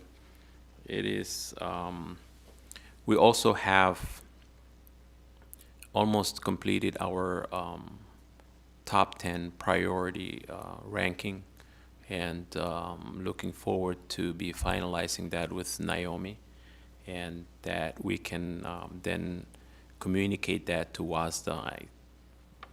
It doesn't have to be done before this Friday. We could do this by October 5th, 5 p.m. So I'm going to make sure that we fill out that form at WASDA website and send it in. There's going to be 70 positions that will have to be approved. So as you know, Robert's rules, it's 3 for, 3 against, and have to be voted. So I'm going to be sitting there with my coffee in the morning. I'm glad it is online, because it would have been a long day to be in a conference room that long. I will continue after this assembly, communicate and make sure that I report back of what the priority, final priority list of WASDA is for the school districts, and then continue reporting to the board and the community. I just want to take time and really thank the board and superintendent's team to helping me in making sure. This is my first legislative assembly, and I really appreciate all the help you've given me and all the support I've received. And I will make sure that I represent well for the district and make sure that we communicate to WASDA our priority correctly. And that concludes my report. Just wanted to take a moment, President Hamada, to thank Director Farah and the board for the great conversation discussion that we had over the priorities. It was one of the first times I've had the opportunity in this role, but it was really great to hear you know, the thinking, the ideas, and so I just wanted to commend the board on that work session. So, and thank you, Director Farah. Yeah, and just a point of privilege, our executive assistant, Ms. Santella, has done a lot of work on that, helped us out and got us some priorities listing out, that we could do all that. So we always want to thank everybody that backs up this organization. It's just not one person. It's many. So that was greatly appreciated. And you're going to have a ball. I mean, it's so much fun to sit there for 2 days. I actually think it'd be a lot more fun in person, you know. I don't know, because it's, That's just my thinking, because I'm a people person, and I'd probably be doing a lot more things than just sitting there listening all the time. I'd be networking. Anyway, we're on to 5.0, informational, and we don't really have to make any action or discussion, but if anybody has something on here, 5.01, starting out with, through 5.05, we could ask some questions, I think. We have people here. Director Clark. Yeah, and of course, I can't get back to I believe it's the third one down, but it's the renewal of the insurance, and there was a 9% increase in the Everly Vivian Helmsman management on compensation claims. I'm just curious of what caused that jump. Yeah, I'll have Mr. Matt Tardif to come up to answer your question. Mr. Tardif. Thanks for the question, Director Clark. Members of the school board, Director Margell, Director Farah, President Hamada, Superintendent Vela. The increase is standard in the industry. It's a 10% rate increase that is happening. We actually had a slight decrease this year, and the reason was because last year we had to accommodate for COVID claims, and it didn't occur this year. Okay, but, I mean, we're paying a contract for this year, and I'm not making that connection if the COVID threat isn't what it was. We had a decrease in our excess workers' compensation that we have to carry as a requirement as a self-insured district.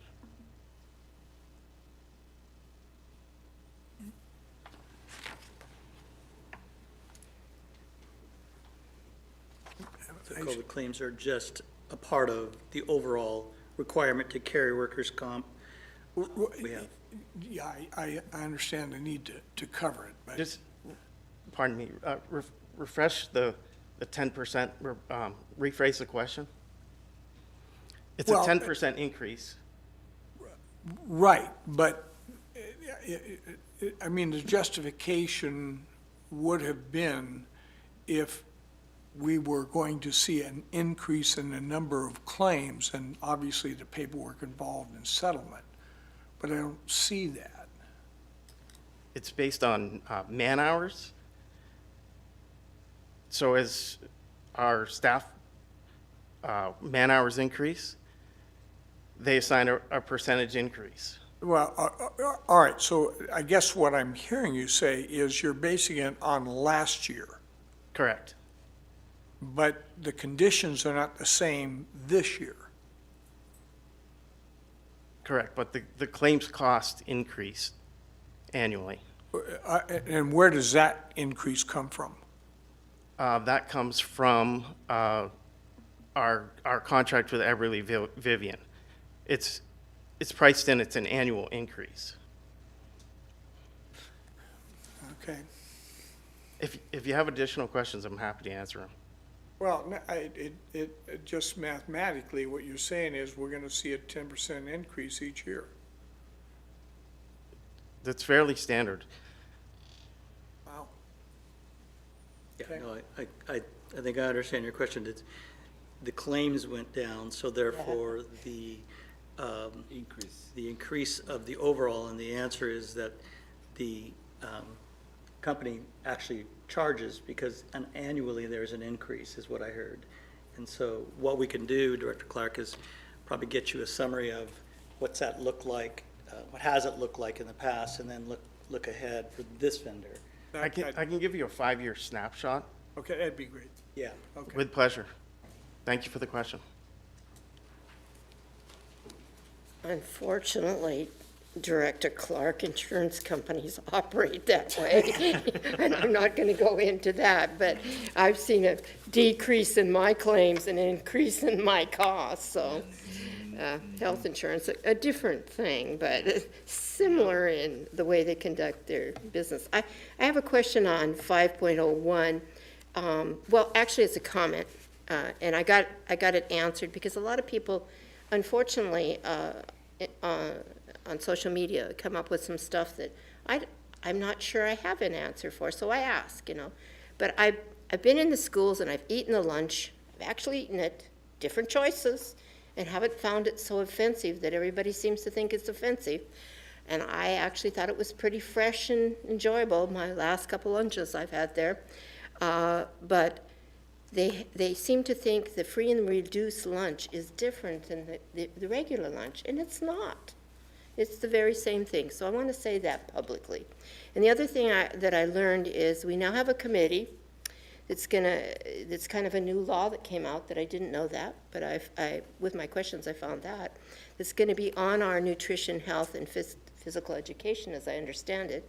And we're going to ask for people to start being on that committee. And I think that would be a good committee for people who perhaps might want to explore some options locally that we could do with our products. We have a lot of people around here that have set up farmers markets and stuff like that, that maybe we could start doing more contracting with that. Or maybe even in some of our schools doing a small little garden or something. Anyway, I'm just putting that out there. If you want to be on a committee and you're looking for something that you haven't seen before, apparently the law is doing that, and there'll be more information coming out about that. So those are two questions. One statement I wanted to make and one question I wanted to get out there, that we're treating all our kids equal on the lunches, guys. So there you go. And that's the way it should be. And I did have one question about the broker, the $45,000. I just kind of wanted to know what they do for their 45. Does anybody have, I got a sort of an answer before that, but I'm just curious a little bit more. Mr. Tardif? Sure. Thanks, President Hamada. Propel Insurance is our broker. What they do is they assist in finding the best rates for property casualty, cybersecurity, the excess workers' compensation, flooding insurances. They go to the market and they negotiate the best rates.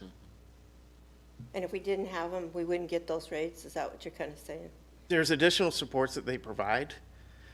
They're a liaison to SAW, School Insurance Association of Washington. Mm-hmm. And if we get a claim, we tell them. And they help facilitate the establishment of a claim. Okay. I just was curious, is any of that's standard then, the cost that we saw attached to that, the fiscal note? Yes. Okay. Only recently increased. It was set at $40,000 for about 5 years. Mm-hmm. It hasn't gone up for 5 years. Yep. That's not too bad. But I just didn't realize that we used a broker like that, and I thought the broker would actually be paid and compensated through the insurance companies, but that's not the way it works. I guess maybe they're getting double end. I don't know. But thank you very much. I appreciate It's because we're self-insured. Okay. So we do rely on them heavily. Oh, okay. That makes, okay. Thank you. Appreciate My that. pleasure. Thanks. Any other questions on, I just wanted to emphasize that it would be really advantageous for having the 2x2 all board members to go through, because we've asked this question, and Yeah. No, thank you, Director. We look forward to implementing that coming up. So, yeah. Thank you. A lot of. all righty. So now we're on to 6.0, and that's the first reading and discussion of board superintendent governance in support of student learning, superintendent evaluation, and district goals. And I'm going to call on Superintendent Vela to introduce. Thank you very much, President Hamada. And Board, I wanted just to bring us back up to speed from our last work session where we worked hard and we knew we were coming back for the first reading today. And it's specifically around our continued work toward being a board superintendent governance team that's really focused on student learning, in a nutshell. We talked last week with the support of Dr. Larry Nyland around the 4 goals that the board has. We started back in June 7th, really focusing in on, and we continue, so it's fluid what we're doing, and I've really appreciated the conversations that we've engaged in to this point, and look forward to us moving ahead on behalf of our kids. And then finally, tonight really is just the first reading. We look at coming back on October 12th so that we can continue to refine, continue to reword, look at what we are focusing on moving forward. And lastly, before I turn it over to Dr. Nyland, is you've heard me say the through line with the board superintendent goals and the through line to the rest of the system. And I spoke today in my superintendent's report about systems coherent. This is a part of it. That will lead to student success. And if we're all aligned on the goals and we look at those opportunities and areas that we'll continue to focus on moving forward. And so I'm just really proud of us and the work we've done thus far. So I'll now turn it over to Dr. Nyland to lead us through this portion of discussion. Dr. Nyland. All right. Good evening, Board, President Hamada and Superintendent Bell. Again, I would commend the Board for, I think this is maybe the 5th time that we've had continued conversations around 2 very important items, one being the superintendent evaluation and the other one being district goals. Yeah, my mantra has been 4 years, 4 goals equals student achievement. So I commend you. You've put a lot of good information, a lot of good discussion on the table. Tried to pull all of that together into one document for the superintendent's evaluation, which is based on several things which are on the screen here. One is a continuous improvement model where the board and the superintendent continue to talk with each other about standards that are research-based. And then the other one is the 4 goals. So good job kind of creating the ballpark, the North Star, the big target for where you want the district to go. And that gives direction and focus for superintendent staff to work on that. I know the board, several of you have interest in getting even more specific in terms of benchmarks and targets. And this will allow executive cabinet to begin working through that process. So the document that you have before you reflects quite a bit of input from the board. In addition to general conversation, the goals reflect, I think, 3 major components. Well, I should mention what the goals are, first of all. So they continue, so good for you, continuing the focus on goals and refining those.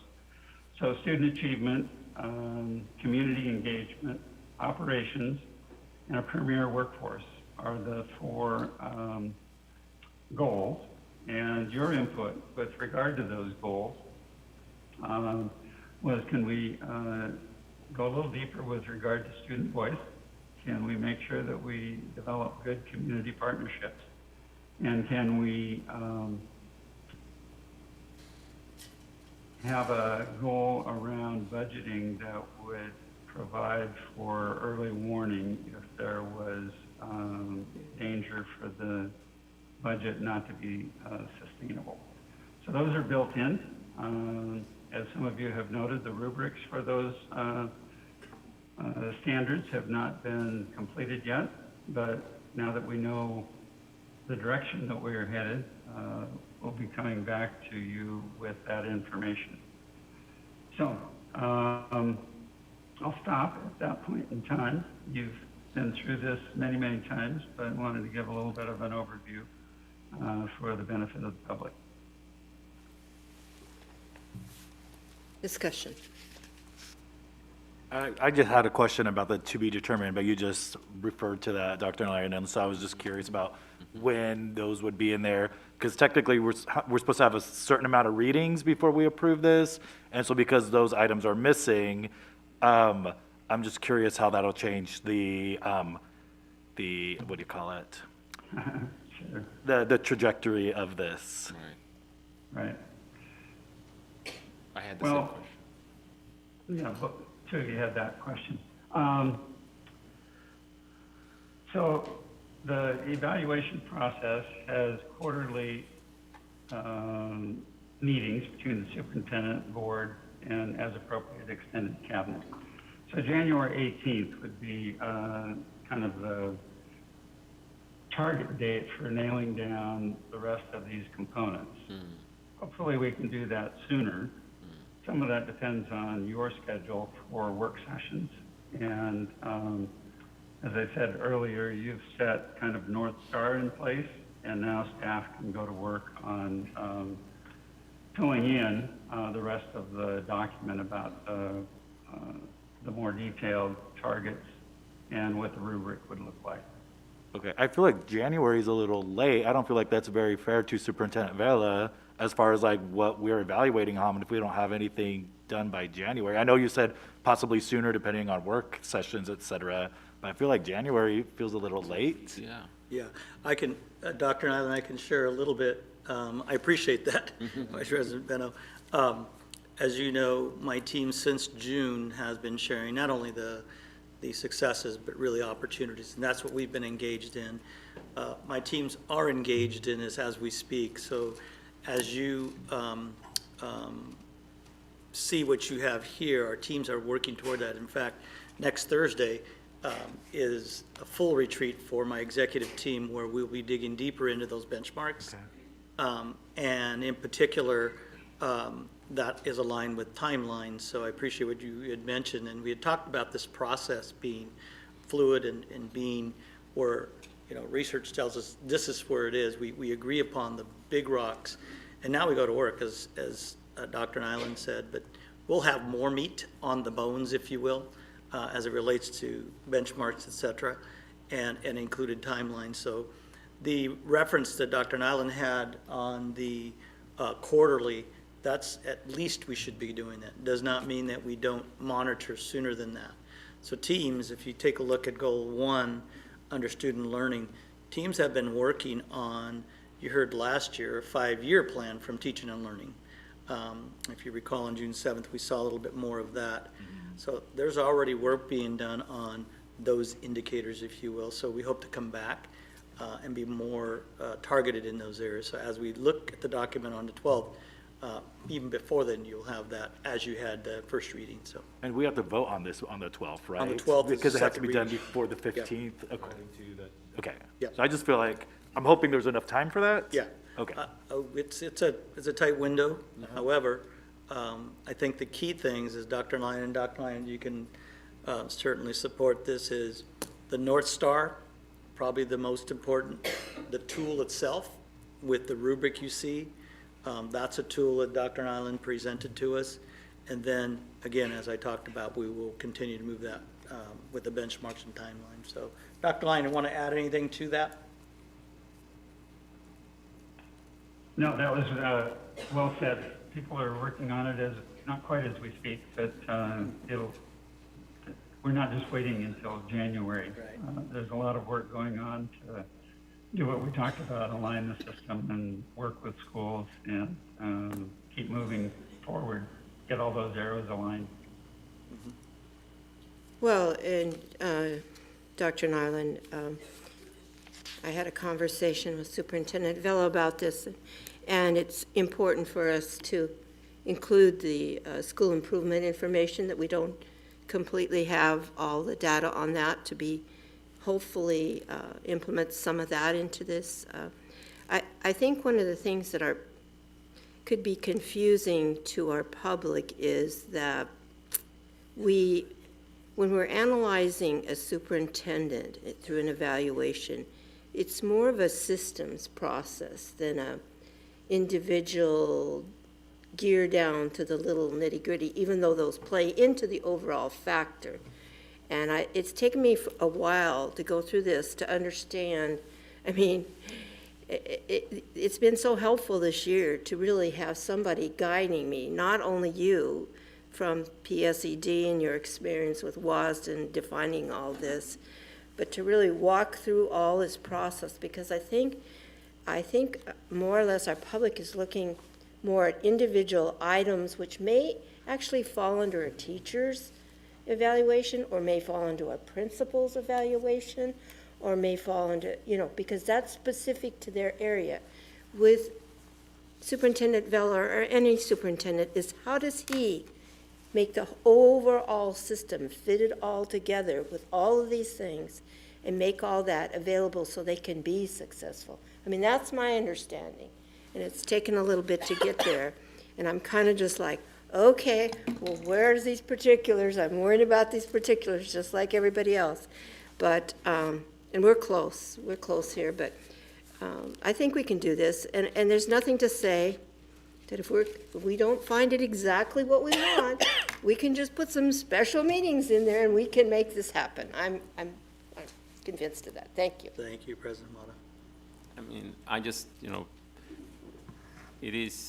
mean, one of the indicators is assessment, right? Ensures all principals and administrator facilitate practices that propel personnel to use a variety of formal and informal methods to assessments to measure student learning growth, understand, and make necessary adjustments to their practice when students are not learning. Now that is a statement, and to measure that requires benchmarks. And I will keep saying this because it's always, how do we know we're making improvement?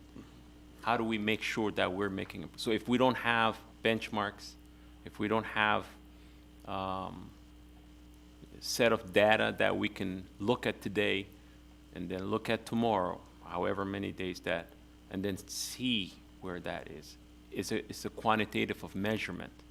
It would be very tough, and it's not even fair to Superintendent Vella to be measured on something that he doesn't know what he's being measured on. So it would really help greatly if we can get into the details that, as Superintendent Vella said, the meat on the bone, so that we have that, we all understand it, and this is our process. This measurement is not only for the superintendent, it's the school measurement, right? So how do we make sure that we're improving?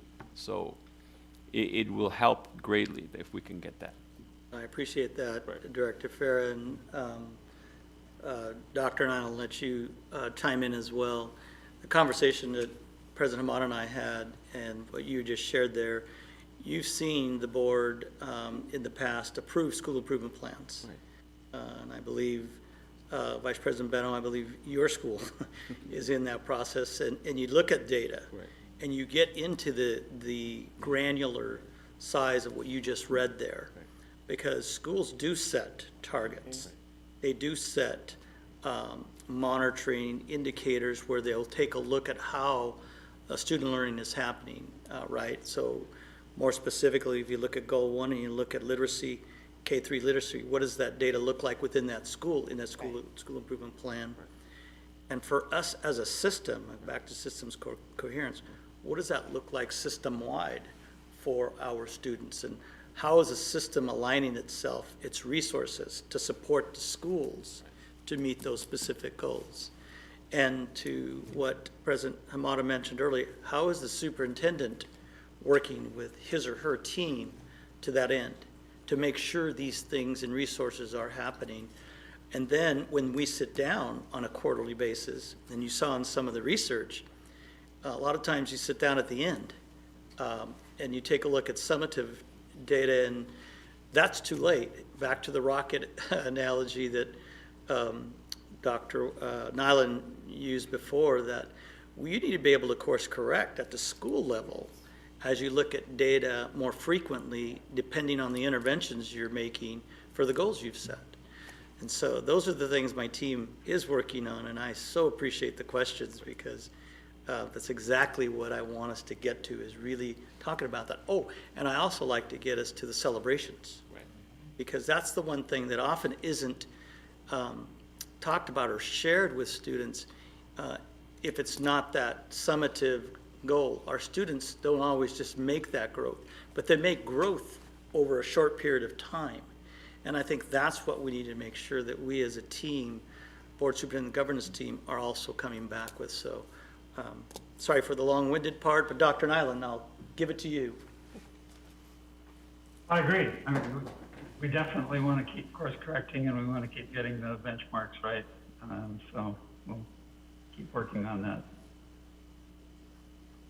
Well, and I'm excited to see we're going to do quarterly, again, that continuation, because as everybody knows that works for this district, things are happening every day that change things.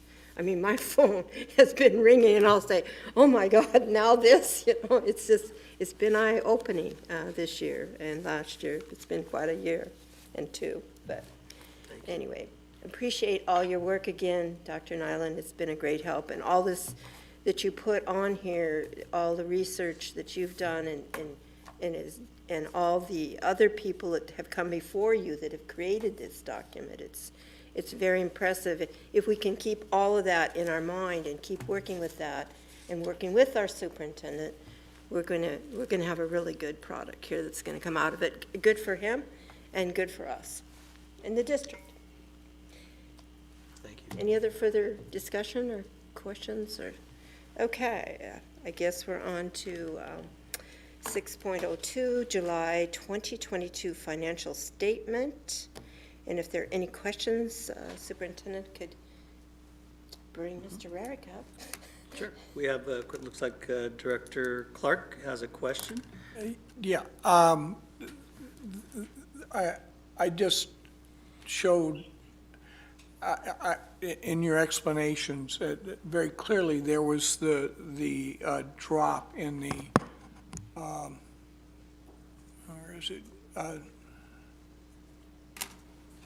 Excuse me. The state general purpose, which is core funding.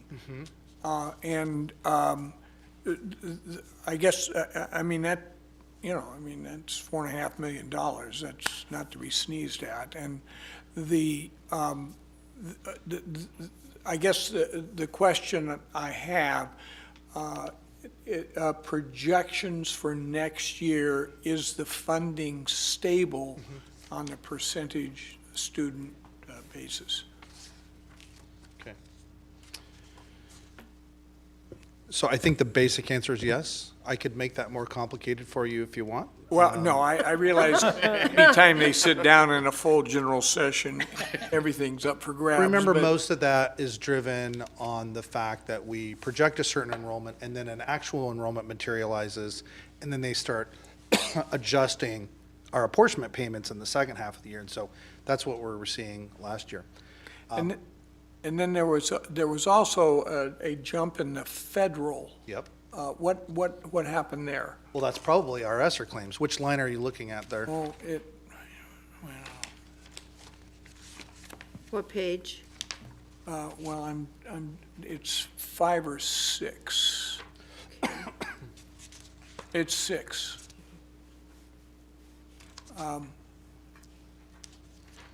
Fluctuations, federal funding, federal force. Are you looking at a chart or at a paragraph? No, it's, I guess it is, well, it says special purpose.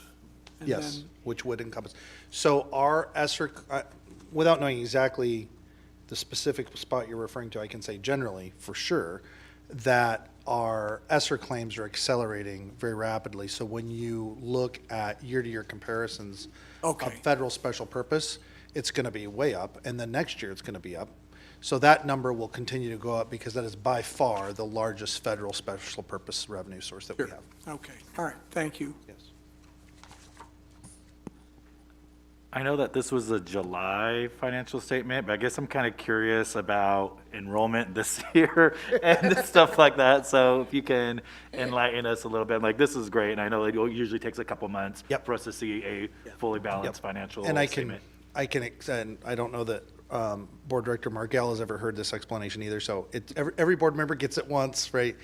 So it takes a month to close a month. That is what it takes. So let's take the example of the month of July. So it'll take all the month of August to close the month of July. Then the board gets the statement on the first board meeting of the next month. Except for in this case, I was at a conference, not here, so the statement was delayed one board meeting.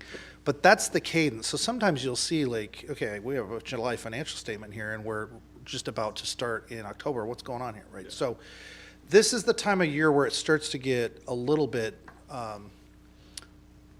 your attentions are drawn towards the year that just started. And I would actually encourage that. And that was one of the things I was going to tell you, which is that in October, we will do a presentation for you. Even though we don't close the prior year until October 25th, I usually do a brief recast for you on enrollment. Like so we have a month of enrollment. What are we looking at? That's our primary driver, right? And it looks like we've got some, a decent trend going here that's not the same drop we've been seeing. So that's encouraging. And then, so that's what you would see in October, probably the second meeting. And then in November, by that time, we will have closed the prior fiscal year.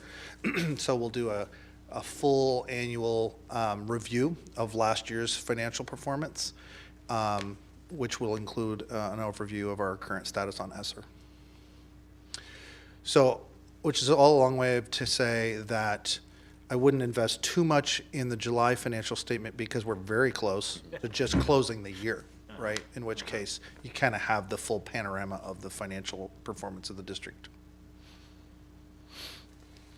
I wanted to say I appreciate the question, though, because the connections are being made with average enrollment that we budget for versus the actuals. And as Mr. Eric mentioned, we'll have whites of their eyes for the month of October.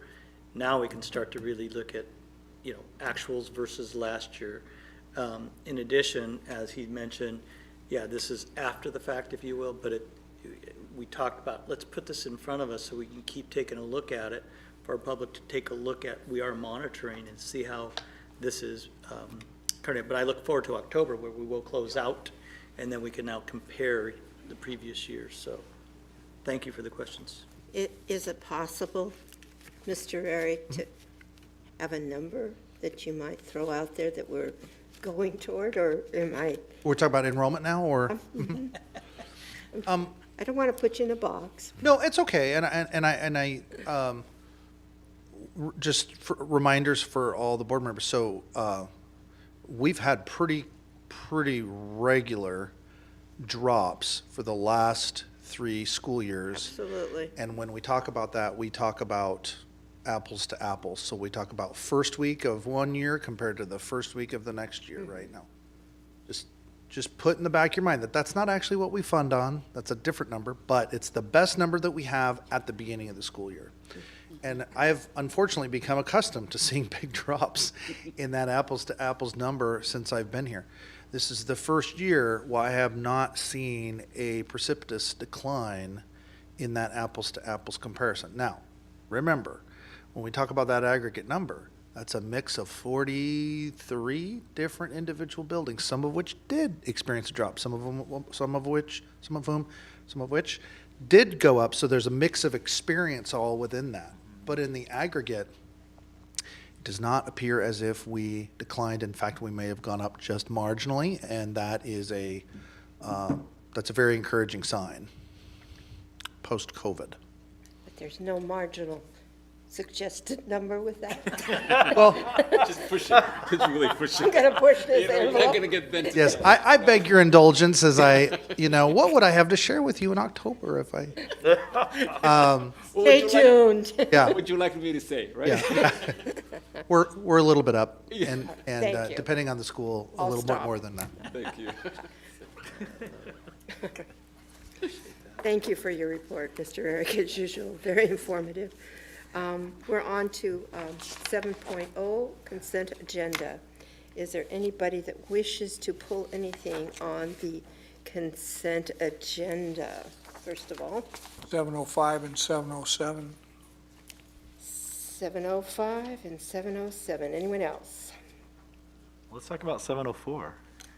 704? Yes. Anything else? Seeing none, I'll accept a motion on 701, 702, 703, and 706, 708.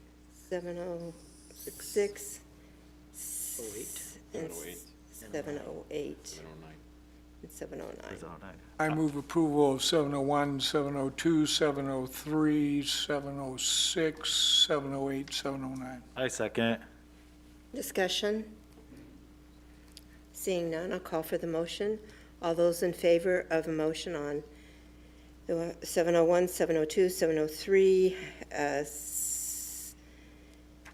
706, 708, and 709. All those in favor signify by raising your right hand and saying aye. Aye.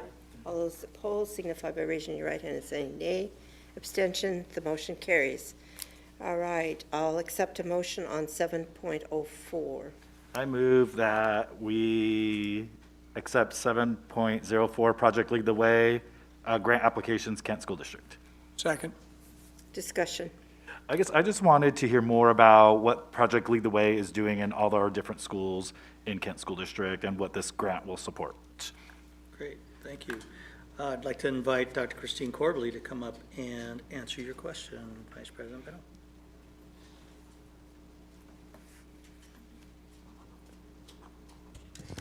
Good evening, President Amata, Board of Directors, Superintendent Vea, and Ms. Antello. Project Lead the Way is doing a variety of things in our schools. So some of our high schools have programs with Project Lead the Way. I think there's 2 engineering programs already established in our high schools.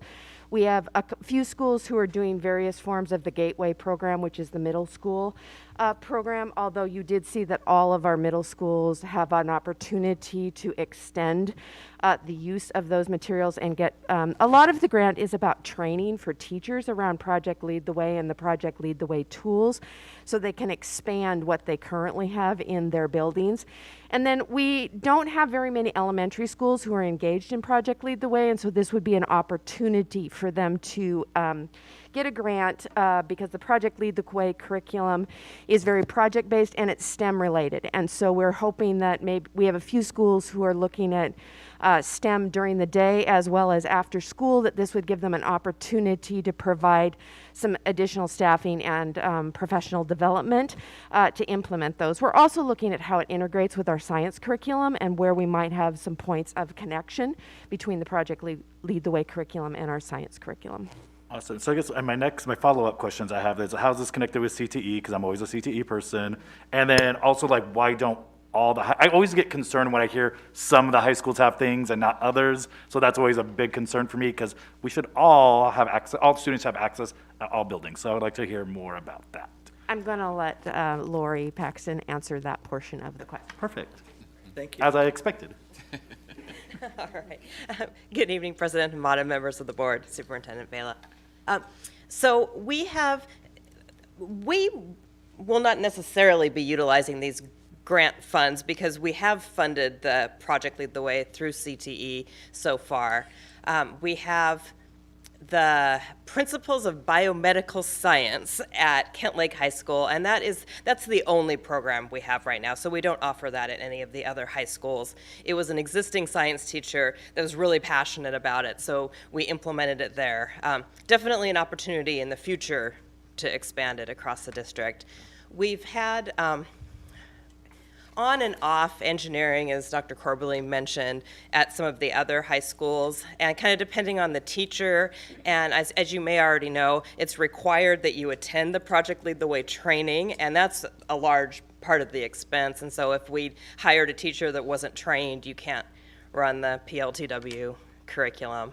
We also run it at all 6 of the middle schools for our robotics program, several of our invention and innovations programs, and also the medical detectives that we have at 3 of our middle schools right Are we now. doing any of the computer science programming with Project Lead the Way, or just the engineering and gateway? We're not currently doing the computer science program, no. Okay. Yeah. Just curious. Thank you so much. Yeah. Thank you. When I was looking at this, it says pre-K. Have we ever thought about doing anything with pre-K? We haven't really looked in this. Pre-K can apply. Our schools that have pre-K, they can apply and actually utilize the program there. I think it is an opportunity for us to explore as schools enter into possibly utilizing Project Lead the Way, how it fits in with our preschool program as well. Yeah, I just think the younger we can get these kids turned on to stuff, that, just a thought there. Thank you. Yeah, I also appreciate Vice President Benno's crosswalk to CTE and the consistency and equity access for all our programs. So I always appreciate that. This is a 5-minute ad from Joe. A little bit, a little bit. Thank you both. All right. Any other discussion on 7.04? All right, I'll call for the question. All those in favor of Project Lead Way, the Adant Grant applications, Kent School District, signify by raising your right hand and saying aye. Aye. All those opposed signify by raising your right hand and saying nay. Abstentions, the motion carries. We're on to 7.05. I'll entertain a motion. Move to accept 2022-23 Kappa Chapter Covington Elementary Grant Acceptance. Second. Discussion. I would be remiss if I did not acknowledge my wife has been a member of this organization for well over 20 years.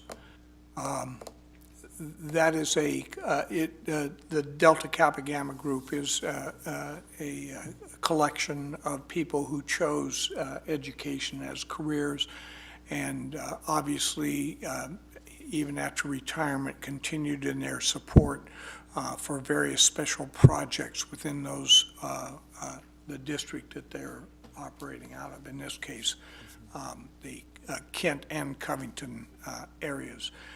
They do fundraisers, obviously, and it is an organization that is always looking for new membership. If you have a desire to... Here's Tim's ad. Please, somebody take an officer ranking in this. Anyway, the point being is, I just want to acknowledge their good work and obviously thank them for a special projects raising that they did for Covington Elementary with that. Thank you, Director Clark. Thank you. Further discussion? Seeing none, I'll call for the vote on 7.05, 2022-2023 Kappa Chapter Covington Elementary Grant Acceptance, Covington Elementary. All those in favor signify by raising your right hand and saying aye. Aye. All those opposed signify by raising your right hand and saying nay. Abstentions, the motion carries. We're on to 7.07, was it? Yeah. Eight. Oh, 7.08. No, it's 7, I'm sorry, it is 7, Okay. yeah. Don't confuse me here. I'll entertain a motion. I move approval of gift acceptance 707. I second. Discussion. Yeah, clearly, I looked at the Lake Young's reception of some 92 laptops, and that's a wonderful gift. I'm just curious who went after that.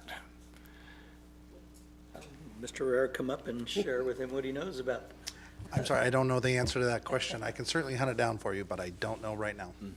Well, I mean, it says Defense Contract Management, and I'm thinking that's, somebody's got a serious friend here.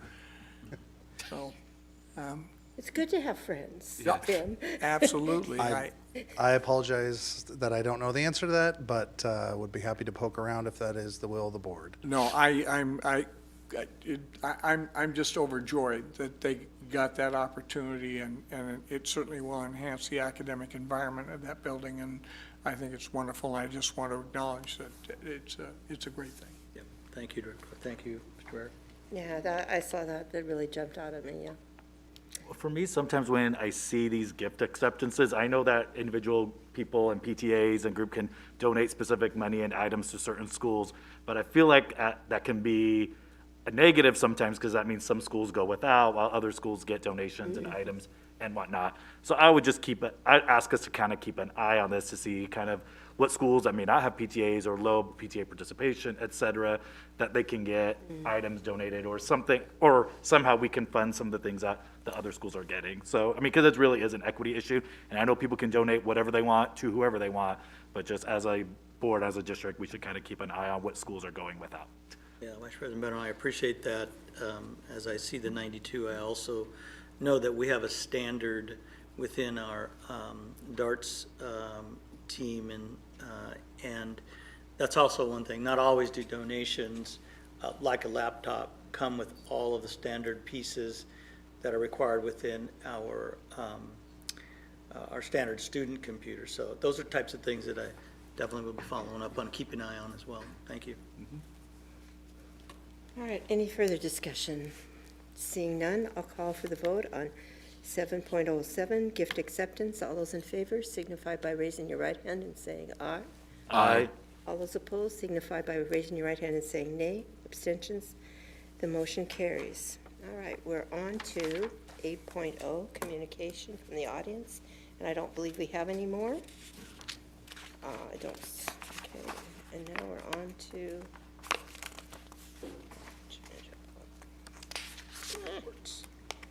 reports. I'm sure it's reports. Yes. Okay, just want to make sure. And first up, our board director reports and discussion will be Director Clark. Just a real quick acknowledgement. I've made the effort to track some of the athletics going on in the fall with the lovely weather that we've had. And I've seen both the Kentridge and KM football teams in very competitive games. Yes. Director Mercado? I also won't take too much of your time, but did want to first say thank you very much for the warm welcome I've felt from the board, from the entire district, and from the community too, as I am joining and learning the position. And I just wanted to say I also have had opportunities to see many of the games going on so far, and just had opportunity to spend some time within the district and seeing the excitement that there is about coming back to school and trying to make the world feel normal again. And I wanted to make a comment on the participation that we've seen in the last several board meetings with teachers, parents, community, and our students, and just want to continue to say, please get involved. You know, it's something important to me, and I know it's important to everybody on this board. I mean, these are all people who are here a lot, and I've been able to see up close and personal the amount of time that goes into doing this. And one reason is because you really love our kids and you love our district. And I'm just so impressed with the people that I get the opportunity to serve with. And I just want to encourage parents in the community and our students to continue to keep their voices heard, both at the board meetings and other parts of the community in the district. I wanted to make a shout out to Kentridge. They just had their homecoming this last weekend, and there's a heck of a lot of work that went into planning homecoming. And they have at least said, for at least the knowledge at least that we have, is the largest attendance at their homecoming dance that they've ever had. And how cool that is to see students just getting involved and being part of their school and showing their school spirit. And just, I know it takes a lot of work to put those things on, and thank you to the students and teachers and faculty that helped do that. At the homecoming game, I have my love for the Chatelaines and the cheer squad, and they did a fantastic job. My husband is always listening to the band, especially those saxophone players, and my son is all about the football, and all were impressive. And it was interesting to see the halftime show, and very different from what I remembered homecoming as, and I love that the students had a student voice in wanting to make it different than what it's been before, and with just such an eye on being inclusive. And it was really fun. They did for those of you who didn't have an opportunity to see it, it was a flash mob. And it replaced kind of a more traditional homecoming, and I thought it was just really fun to see. I also want to thank Superintendent Vela and Director Farah for the opportunity to go and visit many of our schools last week. Had the opportunity to see Meridian Middle School, Springbrook Elementary School, both schools I got to attend when I was a student in Kent School District. Also Kent Lake High School, handing out free Orca cards so our students can be able to get almost anywhere on the bus. How cool is that? And we saw some really excited students hearing about that. Covington Elementary, Meridian Elementary, and just my impressions of seeing that was, one, the excitement from everybody to really deliver a world-class education to our students, and just such the commitment of the teachers and the faculty, and you could just see them bubbling with excitement about all the different programs that they're doing, and it was just kind of infectious. You left just kind of on a high. It was great. And then one of the questions I asked, and people were so eager to respond on, was about involving the community and the voices. Our schools are so integral to the community. It's so integral that our community are part of our schools. And I loved hearing how each school had very specific actions around getting those voices. But above that, also, I don't know about above, but let's say at least equal with hearing our student voices. And we've been talking a lot about that in our priorities, and just hearing that ribbon going throughout the district.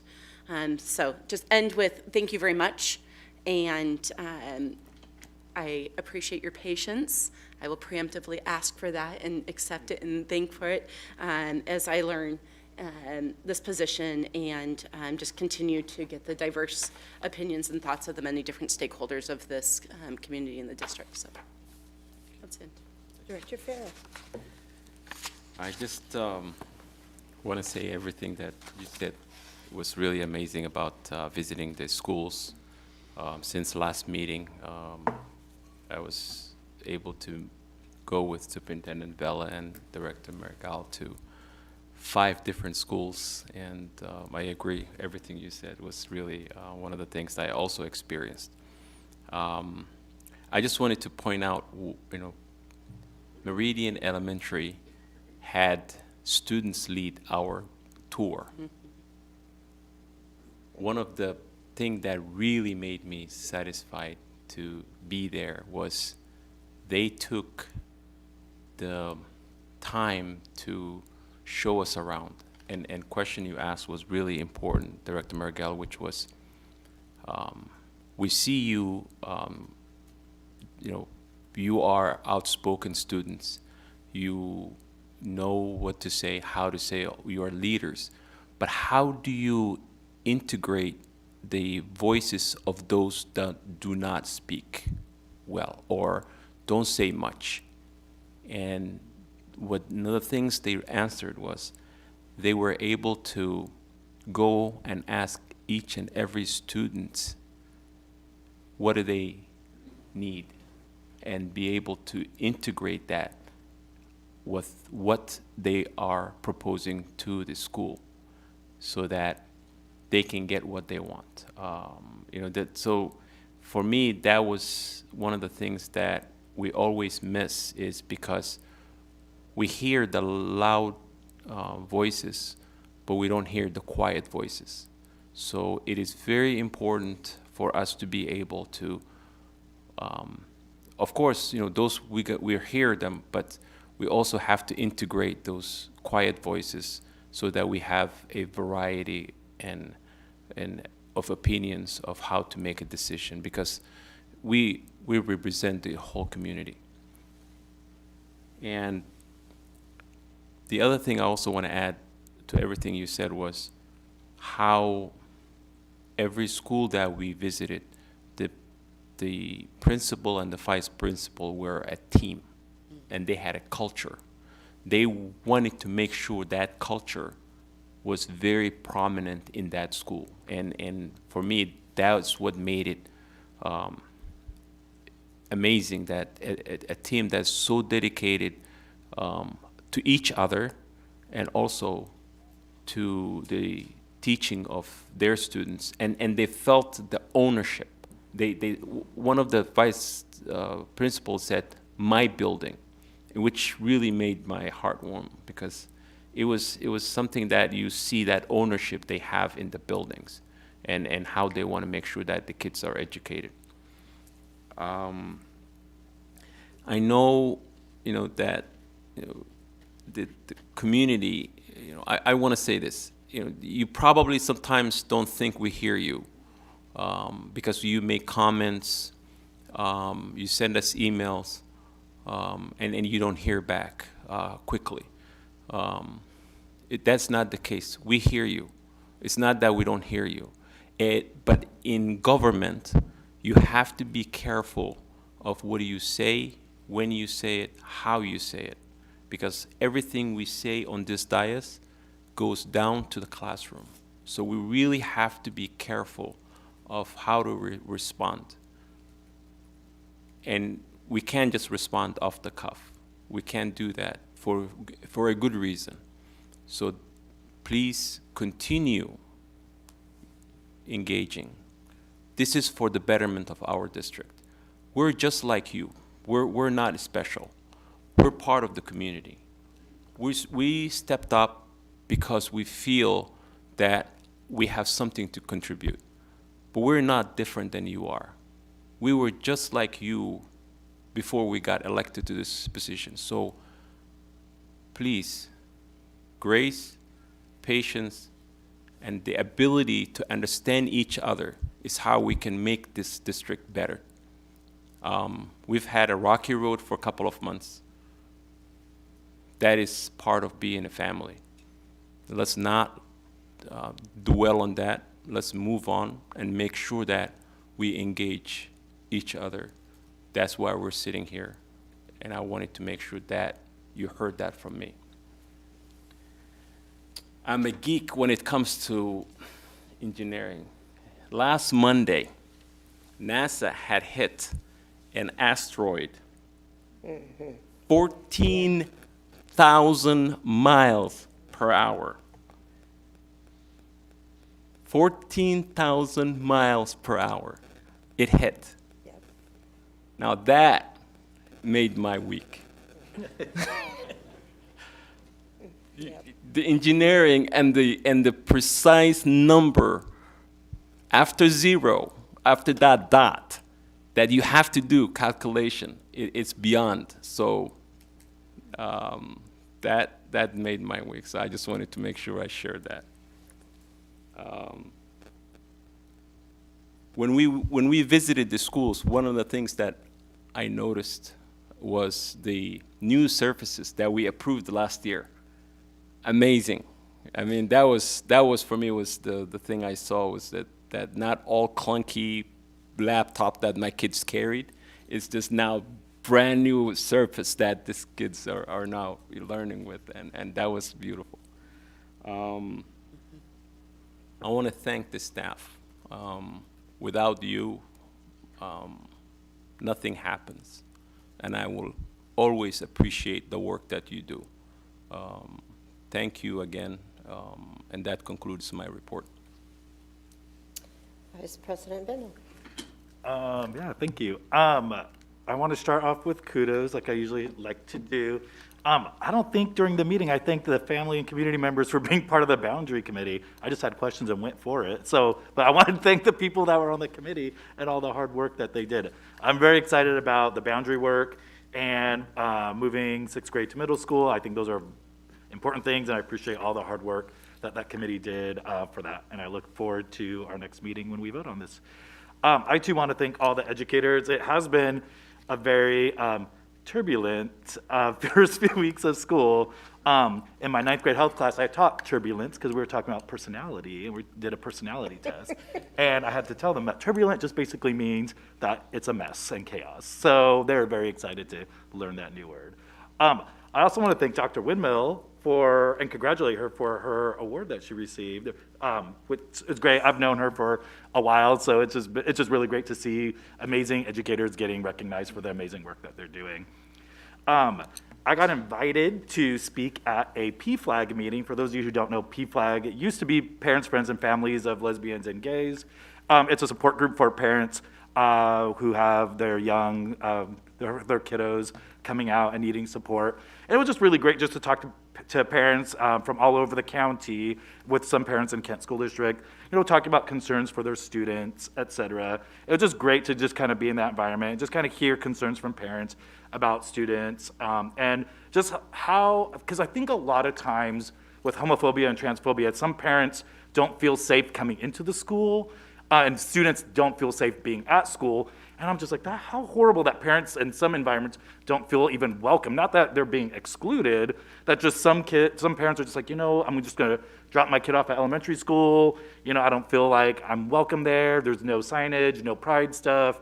And then, that's sad, and that we should continue to remember that we need to center equity, student voice, not just for the students, but the families and parents and community members and caregivers who come into the buildings to support our students, so that we should make sure that everyone feels safe and welcomed in all these buildings. So just kind of put that out there, and I heard that, and so I just want to put that out there into the world so that we can always remember that. Because a lot of times when we think about talking about LGBTQ issues, we think, it's only for middle school and high school, but they're parents and families who bring young ones to school. We need to include them and remember them as well. So I thought that was just a nice reminder and great tidbit for that. Being a teacher, sometimes it's hard for me to go on school visits. I always get jealous because I'm allowed to go to all these school visits.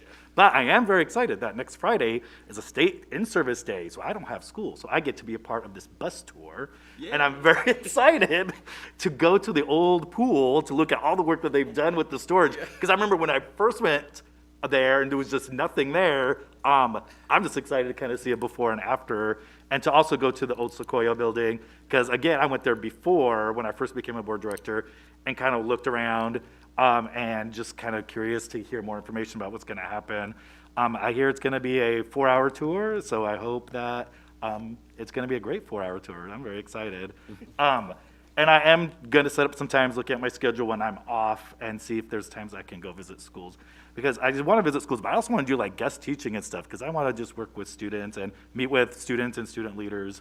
So I'm very excited to do that. And I'm also excited that it's a new school year, which means that all the high schools are going to be doing productions. I always love going to shows. I didn't get to go to a few last year. I went to Kent Ridge, and Ms. G and her team always do great work at Kent Ridge. So I'm very excited to see the productions. I mean, I'm not anti-sports ball. I'm not really good at it, and I don't really know and follow what goes on, but I always like to go and see what the students are doing, because I think that's really important. I was always drama club and doing other clubs at school. I never really did athletics, but I always support students that do. I was doing the plays and other things at school, so I'm always excited to support students in that as well. My job changed a little bit this year. I'm only teaching half-time, and so, which I don't know if I told you all that, but our school, I was the last couple of years working on an application to become an IB career program school, which is an IB kind of CTE type of program. I'm the new IB CP program coordinator at Renton High. And so I'm always gonna be very interested in CTE and some of the work. And like the idea of like the IB program, because we usually think of it as like this super academic piece, but IB also has a CTE path as well. And so that is a very rigorous and equally rigorous program as the IB diploma program. And so, I'm putting that into the world to kind of remind people, and we were talking about this earlier, that like for a long time, schools have promoted four-year universities as the only way to be successful in life, and we know that not to be true. We know that our trade programs, our certificate programs, and some of our apprenticeship programs, the students do even better than it's sometimes going to four-year universities, and always promoting, and I'm just always gonna be the poster child for CTE, and promoting trades and promoting career and college, not just college, because we know not everyone's gonna go to a four-year university, and we need to support all pathways for all students. And so for me, it's just putting it to the universe, and I know that's something we talked about at our last meeting, that we just need to make sure that we support students, whatever paths they may go. And so if that leads to a job, if that leads to community college, four-year university, in-state, out-of-state, whatever, we want to always make sure our eyes always are going to be on supporting students. So that's it. So that's my report. Thank you so much. Thank you.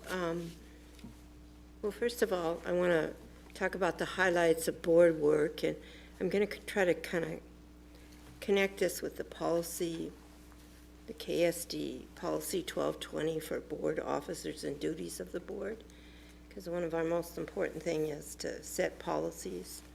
And I'm very excited that Ms. Holly is going to be dedicated to our policy work.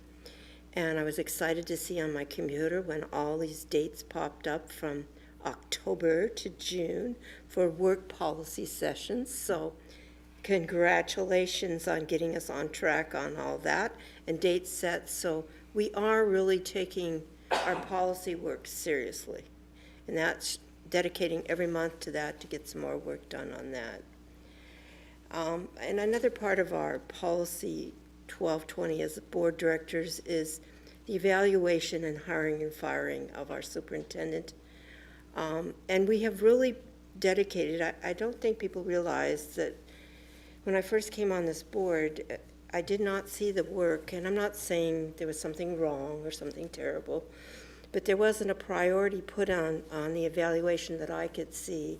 And quite frankly, I and some of the other board directors then were kind of lost when we got into that situation.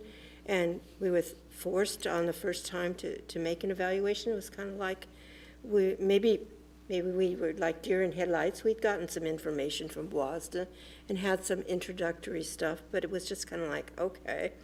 So we've really taken the time on June 7th, June 21st, July 13th, September 21st, and of course today was the first reading on our superintendent work with Dr. Nyland. And you probably don't know this, I've had several meetings with him, just he and I, trying to set up all this planning. And it's taken a great deal of time, and I think it's giving us a real foundation of where we really need to be. And yeah, I've done a lot of evaluations in management, in business and stuff like that. This is a whole different animal. And yes, it's set up like corporations with different schools and stuff like that, but it's also a different animal because our customers are kids. And our customers, yeah, they have different needs like customers do, but it's what we're doing is affecting their lives. So getting all this right, and it actually trickles down to make a better product, if you want to call it, which is our kids learning and growing and developing and becoming a better community. And that's how it starts in our schools. And I think our schools play an integral role in our communities. And if we don't face that as a democratic society and that we keep our public schools strong, we're going to have trouble in this country. And we're at a crux in a lot of areas. I think out here in the Pacific Northwest, we're doing pretty good. But in several other areas, public education is on the axe. It's on the chopping blocks a lot of times. And we need to, for equity reasons and for every reason in the world, have an educated student body and an educated country, in my opinion. And also under the policy of what a board director is supposed to do is to interact with the community. And on September 20th, I attended the Kentwood PTSA meeting online, because that's how they did it, for local involvement. But it was kind of interesting, because I've kind of been really involved with KM's PTA, because I know they had a need I tend to go to areas where I think there's probably more of a need, where there isn't a lot of involvement. But Kentwood has got a lot of positions on their board that they need to fill, and they were kind of scrambling for a bunch of stuff on there. So a lot of our PTAs need some help getting going, and they're at the crux of what we do. So if you live in the Kentwood area and you're a parent or community member, get involved with Kentwood, because they need you. And they've got some open things going on, and some committee heads that they need to have, and they do important work. So, and in addition to that, and with what a board director is supposed to do under Policy 2020 is, again, interact and also expand your professional development. So on September 22nd, I drove to Vancouver, Washington. And you may not know this, but I spoke about this before. I've gone to the training for leadership. 20 directors from across the state were selected for that process. And this is number 3. And it's quite intense for 2 days that you go through this program. And I drove it early in the morning and got there and got settled. And at 1 o'clock, we met at the Evergreen District office. And they have a beautiful new building. And we were off there on a tour of their Health Bioscience High School, which is quite the high school. It has 500 students. And one of the things that I thought was cool is they select them by lottery. So you don't have to be a straight A student or a genius that jumps out of the charts to get in this. And they'll take them, and they do it by lottery. And if they don't get in the first year, they usually are successful in getting in the second year. And they have a pretty good retention plan. The kids usually stay. A few of them want to go back to the regular high schools because they don't feel they have as much social involvement that they want, but it's very seldom that they leave and go somewhere else. And some of them go and come back again. But it was extremely impressive. They can get certifications for the nursing certification program, not the RN, but the other one below it. They can come out of there with that degree. They had an emergency room set up in this building where they have beds, they have places where you take blood pressure, give shots, and they have these mannequins that you touch them and they feel real. And they have a whole area where they're working on all kinds of projects where they're building things. And at the end of that tour, and this building is named after Henrietta Lacks. And that was quite controversial when they named it after that. If you want to do a little research on her, she what happened to her was very instrumental in helping us with cancer and learning about a cell. And I'm not going to go into her whole history, but they decided to name this health science, bioscience high school after her. So that was quite a compliment and pretty diverse in the way they chose to do that. So even in that naming, I thought was very interesting. They had a panel of about 7 of the kids. And if you want to see some kids that are excited about learning, these kids were off the charts. And they talked to us for about an hour. And they did the tours of the school, but it's absolutely phenomenal. And sometimes we think things take a long time to get in place here. When they started developing the funds for this, which is quite an expensive project, from the start to the finish, it took them 10 years. 10 years to get this high school, but it's quite something. And they're sustaining it, and pretty interesting. So the next morning, again, and that, after we did the tour and had the kids and everything, we went back to the district office and did a whole bunch more leadership training, and I walked out of there at 7:45, and I started at 1, and I started driving about 8 o'clock in the morning, so it was a long day. And the second day, we went back to Evergreen, and we did some leadership training and some exercises, and then we went on a tour, and I know Joe here is going to be very jealous because we went to the CTE Center. And it is a CTE Center that composes financially of 3 different districts. Plus, it has state funding, which I didn't even know that you could apply for state funding, but they have a large amount comes from the state. And that place was incredible. and they have buses that bring all the kids in. And Evergreen District is the fiscal agent that manages it all, but they had a flight assimilator. You know how much those things cost? About $60,000. I mean, I went through there and I just was going ka-ching, ka-ching, ka-ching. They had radiology equipment. They had an airplane. They have a ropes place out there where you can do jumping from the ropes and rescuing and all the stuff with fire equipment. They had a actual whole bin where they were working on automotive cars, and they had one diesel truck that was donated to them. It was $90,000, and I'm just amazed. And at the end of this tour, which the kids led again a lot of it, and some of the leaders of the school were there too, they had a luncheon prepared for us. And not only do they have cosmetology and all the other things that I've mentioned, they have a culinary arts school here. And I thought, oh, lunch is provided, we'll probably have a sandwich or something like that. Okay, I walk into this room. There are beautiful tablecloths. There is china on the table. There is silverware. It is set up with special forks and knives everywhere that you don't normally see on a dinner table. On top of that, with beautiful flower arrangements. And then they started bringing in the food. And the kids were dressed in waitress and waiter uniforms, and then perfectly serving and attention to detail. We had this salad that would look like a sculpture. We had this, they served salmon, but they served it on a piece of slate that you'd like put on the flooring or something. And then they had the salmon, and they had it integrated with a sculpture, the salmon. I mean, they did that outside, and they had the rice and the corn that they did outside. I mean, I felt like I was in a 5-star restaurant. I was just like blown away.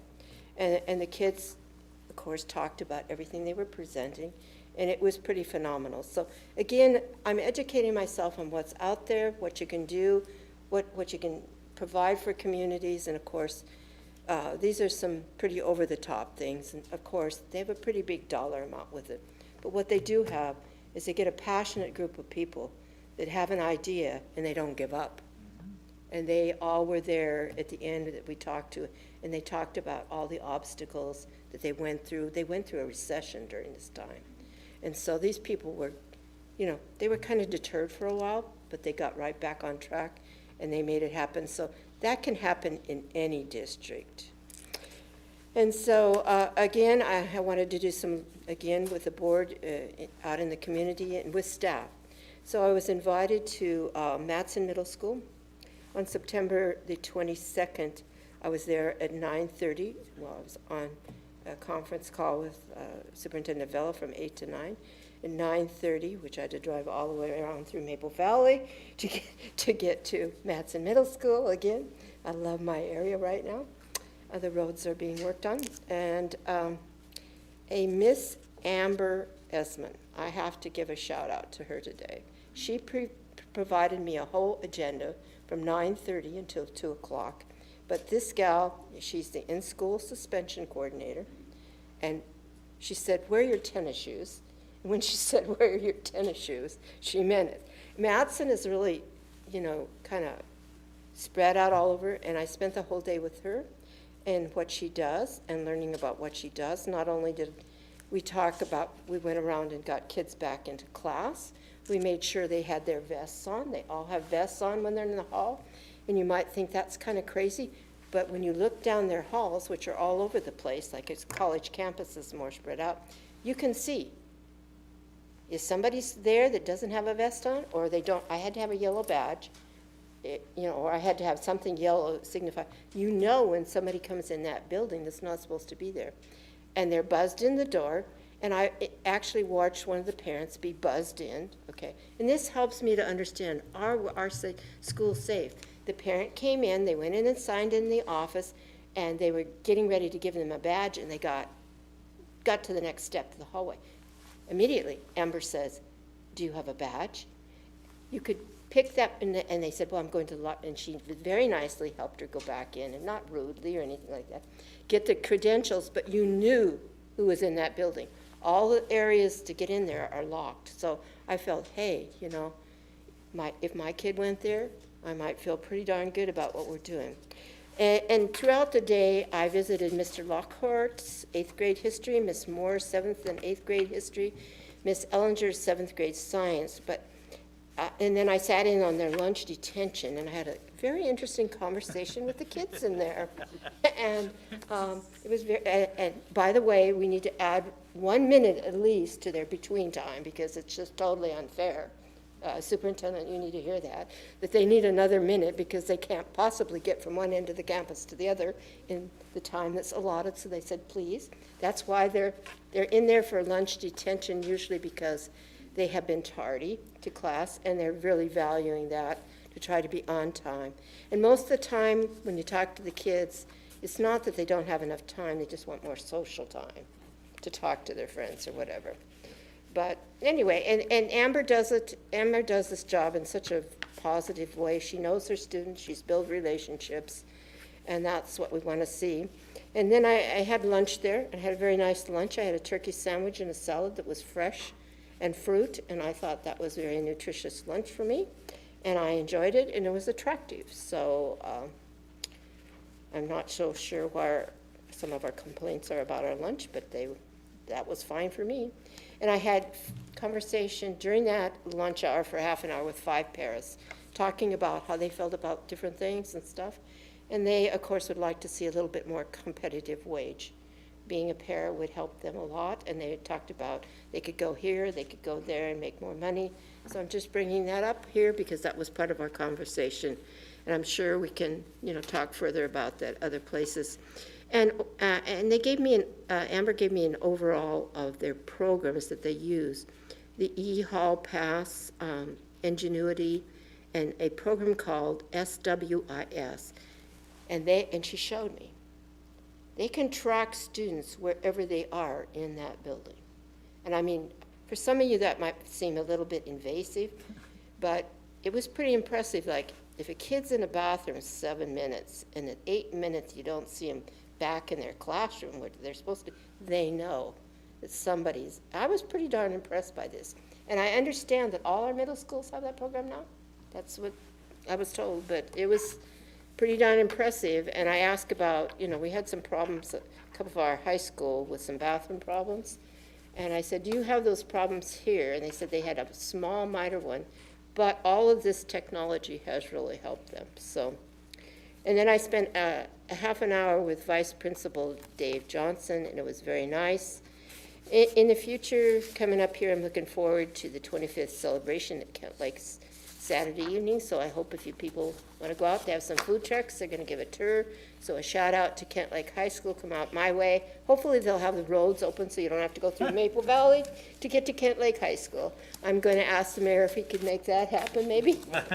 And we'll see how far I get in that one. And I'm looking forward to a trip to Walla Walla. This Sunday, I'm going for a Monday and Tuesday, another WASDA event. So it's been a lot, but I really have appreciated the school backing me to go to these and supporting that. And we're all going to have to do an 8-minute presentation at the WASDA convention in Spokane. So a lot of work involved, but a lot of knowledge bringing back to the school district. So I want to thank all of you for hanging in here.